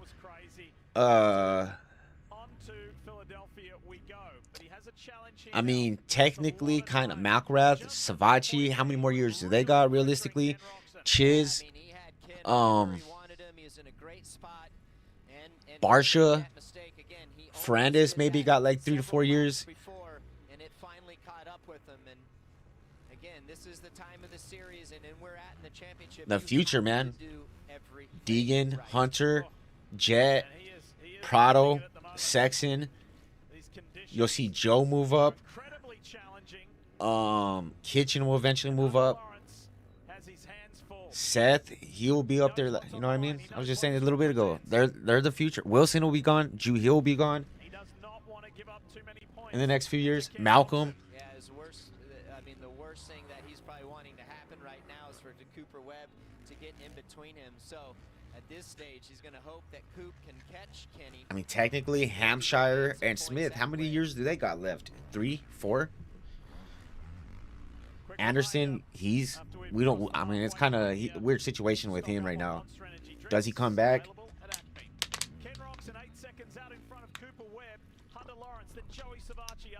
Jay Coop, he's a future. And then Justin Hill looking at another top 5 on the season. These last 2, 3 races for Justin Hill have been remarkable from Nashville onwards. Yeah, way to go for Kenny. Feeling the pressure there from Hunter and still just hitting his lines perfect. Wow, bro. 2 races to go and Kenny's going to have the red plate. So well, doing everything. Webb's going to still be almost a race behind. Maintaining his position. Very impressive. There's Joey Savachi on the 17 aboard the Quadlock Honda. One of 4. Christian Craig, he's another name too. With Dean Wilson joining Christian Craig and Shane Vince Freeze, he'll be out. Anderson is pretty much gone at this point. I agree. I think it's pretty much wraps on him. Sucks this out, you know. At least he got the the Royal Supercross title. That foot's getting better, and he's spending more time on the bike, and he's found that early season speed again. Think about it right now. Within a couple years, from first place down to 9th place, will be retired within 3 to 4 years. Guys have been racing all year long. He's done an incredible job. The Crazy. Red Bull Ducati boys are together 7th and 8th. That's a tremendous comeback ride for Justin Barsha. Here's Justin Hill running in 5th aboard that Team Tedder KTM. And behind him is Dino. Yeah, Justin Hill's got a good run going here. You saw right there. basically from Nashville on. He's been doing a great job. And we Ugly talked to him gear, last man. week at Cleveland, remember, Diff, and he was talking about, you know, how Heels he gear, knows ugly. he has the talent. He believes that he's got the best bike on the track for that Team Tedder machine. You said at the top of the show when I asked you about Hunter Lawrence, Ken Roxon, you said the one The red plate gonna look great on the yellow bike. I agree. It's all psychological. We're about to go to like hard pack-ish tracks coming up, Denver and then Salt Lake. Elevation. We're gonna have to factor that in. We're not gonna have to worry about weather for the most part. It's gonna be a it's gonna be a fight, man. We already seen Hunter was giving Roxon a front tire, you know. Kenny's put some boss passes on Hunter the last couple weeks. It's a fist fight between these two, man. It's so dope to see. For these guys to get out of the way because of conditions, but Ken cannot lay down. It would be a huge step forward in this championship run to gain these points. Take a little bit of pressure. And I bet you if Kenny wins the title, he retires this year. I bet you. Maybe I'm crazy, but I mean, that's I bet you. 11th and 12th, that's very remarkable finishes. Unless he wants to come back with that one plate next season, but And then just hopping in mid-season. I could see Kenny wanting to go out on top. Fighting him for that 6th spot. Keep in mind where Dylan came from. The last chance qualifier and had to really grind through that after he fell in the LCQ. This is the Dylan that we know right here. His back fender's all, is it broken? And again, he was the last position in that last chance qualifier. 6th is a season best. And Dylan Ferrandis achieved that in Nashville a couple of weeks ago, and that's exactly where he is right now. Ken's about to lap this guy right here. That's lapping up to 7th place. Yeah. That shows you how Roxon is in the zone. There you go. In a league of his own. Gonna be really important for Ken to keep Dude, Kenny really can win this fucking title, dude, and he might really do it. Holy shit. looking ahead and timing of where he's able Lots to of money get on the by line. these guys is going I think to that's be what, so third crucial. week in a row. Kenny's just had this flow, looked like he's had this flow state. Looks so comfortable, just smooth, hitting all of his marks. Ken Roxon has never held the points lead in the second half of the season. You remember that point in this season where he got annoyed, he got aggravated by people saying, oh, he never keeps it together. He always fades in the second half of the season. He said, I'll show you. Yeah, because and he has. Because for most of Oh, actually, let me take what I just said back. If he, I mean, it's possible he could retire if he wins a title, but imagine how much money he could make to come back. He's looking over his shoulder there, probably seeing where Hunter is. Jason Thomas, what you got, bud? Well, just, you know, I wanted to add to that point. You know, Kenny was frustrated that people were kind of counting him out in the second half of the championships, but when we went back and we were trying to kind of glean what is his performance going to look like when we get to races like Denver or Salt Lake, and we didn't have much. And that's not necessarily his fault. He's had Starting to rain again. 2 minutes left. Plus 2. That weren't always due to lack of performance down the stretch. But the point remains, we simply don't have a lot to go off of late in the championship. So it might have been more the numbers telling the story versus him dropping off in performance. So we shall see with 2.5 races to go here. This would be, if he gets this victory, this would be 4 wins in 5 races. Yeah, it's incredible, but I'm going to go ahead and tell you, I mean, I believe, I mean, we know he's capable of these kind of rides, and what's so special for me to watch him put in these performances at this time of year. It is dumping right now outside. There's another rain band coming. Track is slick. Denver, Colorado next week, Salt Lake City the week after, to complete the Supercross portion of the SMX World Championship. Look at Roxon, 6 seconds ahead of Cooper Webb. That's the margin that he had in his heat victory. Yeah, he's cruising. This guy has incredible balance on a motorcycle as well. So conditions like this, he's just so good at. 4 seconds is that margin down from 6. Cooper Webb is saying, don't discount me. I'm not done with yet. Damn, Webb's 2.8. In some wet races. Yeah, remember Foxborough, yeah, late race charge. Now he's gonna have to get after it right here. There's 2 more laps to go from this point on. He's gonna need some help. The lines are pretty compacted in. You can hear him revving the motorcycle in the air. Dude, he's 1 second back. This is gonna really slow Kenny up. There's the gap. Kenny's peaking at the exact time. Hell yeah, he is. Webb's 1.1 now. 8 seconds. Cooper Webb is See, look at Prado's just like, I don't know. And look at that. Now we're talking bike lengths. 2, 3 bike lengths. It is on with less than 2 laps to go. I mean, Kenny got Oh, mistake by Webb. what he's doing. Oh, Coop messes up a little bit right there, but gets close. Oh, great riding by Christian Craig. This is incredible. Oh, there's some urgency from Kenny. He's starting to ride a bit faster right there. Laying the bike into the corner right there. Come on, Paul. Paul Webb. Look at, he pulls back out. This is going to come down to a last lap classic. And these guys have had last lap passes before. Yeah, he has. But 1.2. Kenny has cooked in the afterburners right here. He's got to make sure that he executes and 1.5. rhythm lane. If he doesn't, he's going to lose a ton of time. Webb giving it everything. 1.1. In full defense mode. Final lap. Championship 2.1. He's gonna lose it right there. Gentle, steady, keep it smooth. Here comes Oh, that mistake right there in the whoops. Roxon gets away. Those whoops are so gnarly rare on that one. He had it until the whoops. Coop going for it. Well, if Roxon can hang on, he's going to tie the legend Ricky Johnson on 28 career wins. And Yep. do it like this. W. Kenny. That's appropriate. That's an RJ Webb is a style pit bull. win. That dude's a dog for sure. Here it is. And this winning just continues.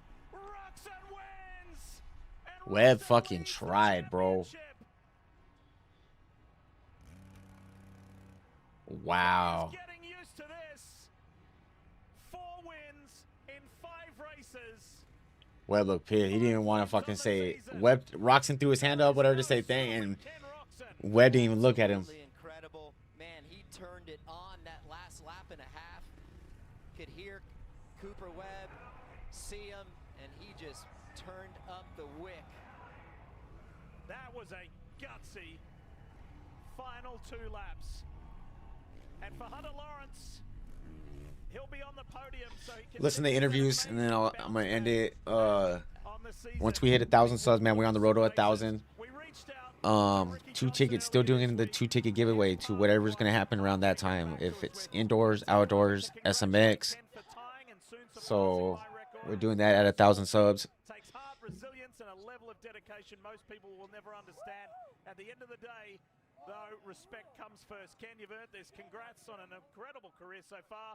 The truth is, you're not done yet. Thanks, Ricky. Awesome words.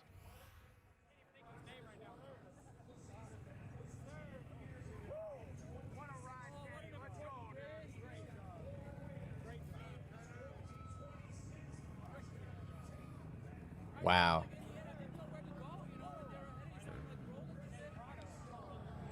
Wow, dude. Okay, yeah. Webb's a beast. Roxon may win this fucking title, dude. We knew where the checkered flag was, that's for sure.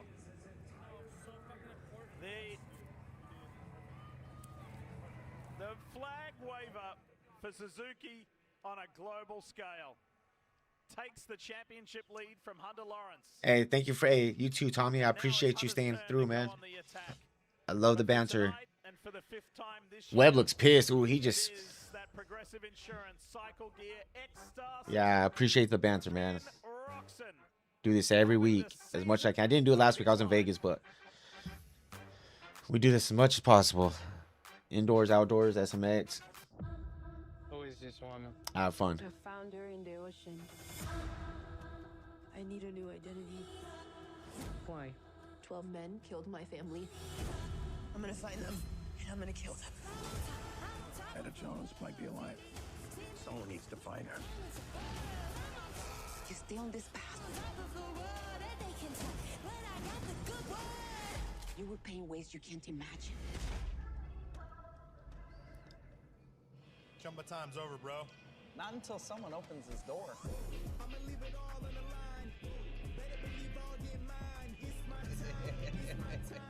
Nah, I don't want the.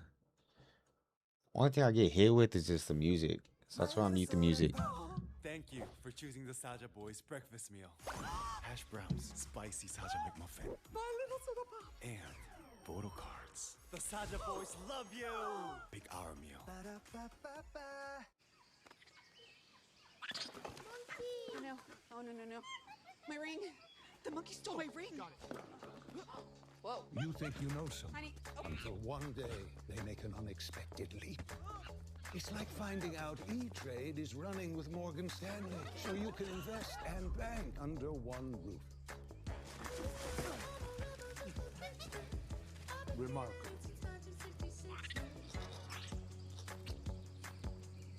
Cars are cool. Rental cars are not cool. It's cool when you can pick the exact car you want, exactly where you want, for exactly what you need. No one needs this. Turo. Rent a car, not a rental car. With up to 581 miles You per predicted tank, the winner you can because your go hat is forever. yellow. The Subaru Forester Hybrid, dog tested, dog approved. This is crazy, dude. Who would have thought Kenny pushing financing on a new Subaru second half Hybrid. season charge? Like, I can't even talk right. But you know what I mean. Monster Energy SMX World Championship is brought to you by Monster Energy and by Triumph for the ride. What a night here in Philadelphia.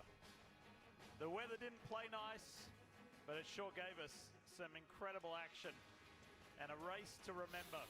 A race that plays a very crucial role in this championship. UFO class moment of the race. It was this. Ken Roxon on Hunter Lawrence. It's a highlighter. For the top spot, and Kenny took off. Yeah, he certainly did. And It's like yellow. It's yellow. first time Ken Roxon has had the red plate and leads this championship in the second half of the season.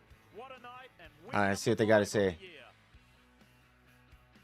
Thank you, Lee. Another incredible night. Ken, congratulations.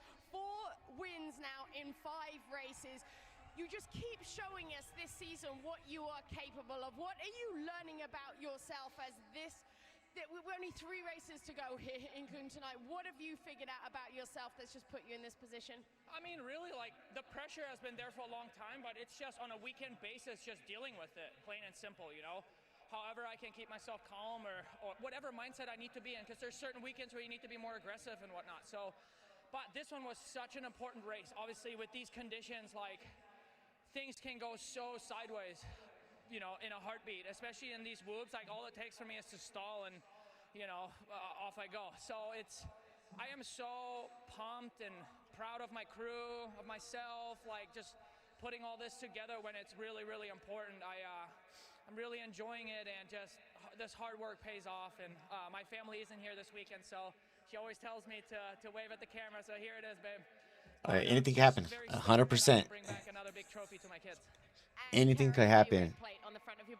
Like I was saying a little bit ago, Sexton was 3rd place in the series, and then Tomac towards Achilles, and then something else happened to somebody else, and Sexton won the title. Incredible. 9th different season. He's had the red plate at least once. Quite remarkable. Something I took away from that, Ricky, I'm enjoying it. Oh, yeah. I'm enjoying it. That's huge. Taking it race by race, like he said. And Chase Sexton, 7th place. Alive at such an important time. Only 2 races left, and man, he's riding so well. So well. How about Joey Savacci? Yeah. Wins the heat. Dylan Ferrandis, 9th. Okay. Best on the season. Justin Hill.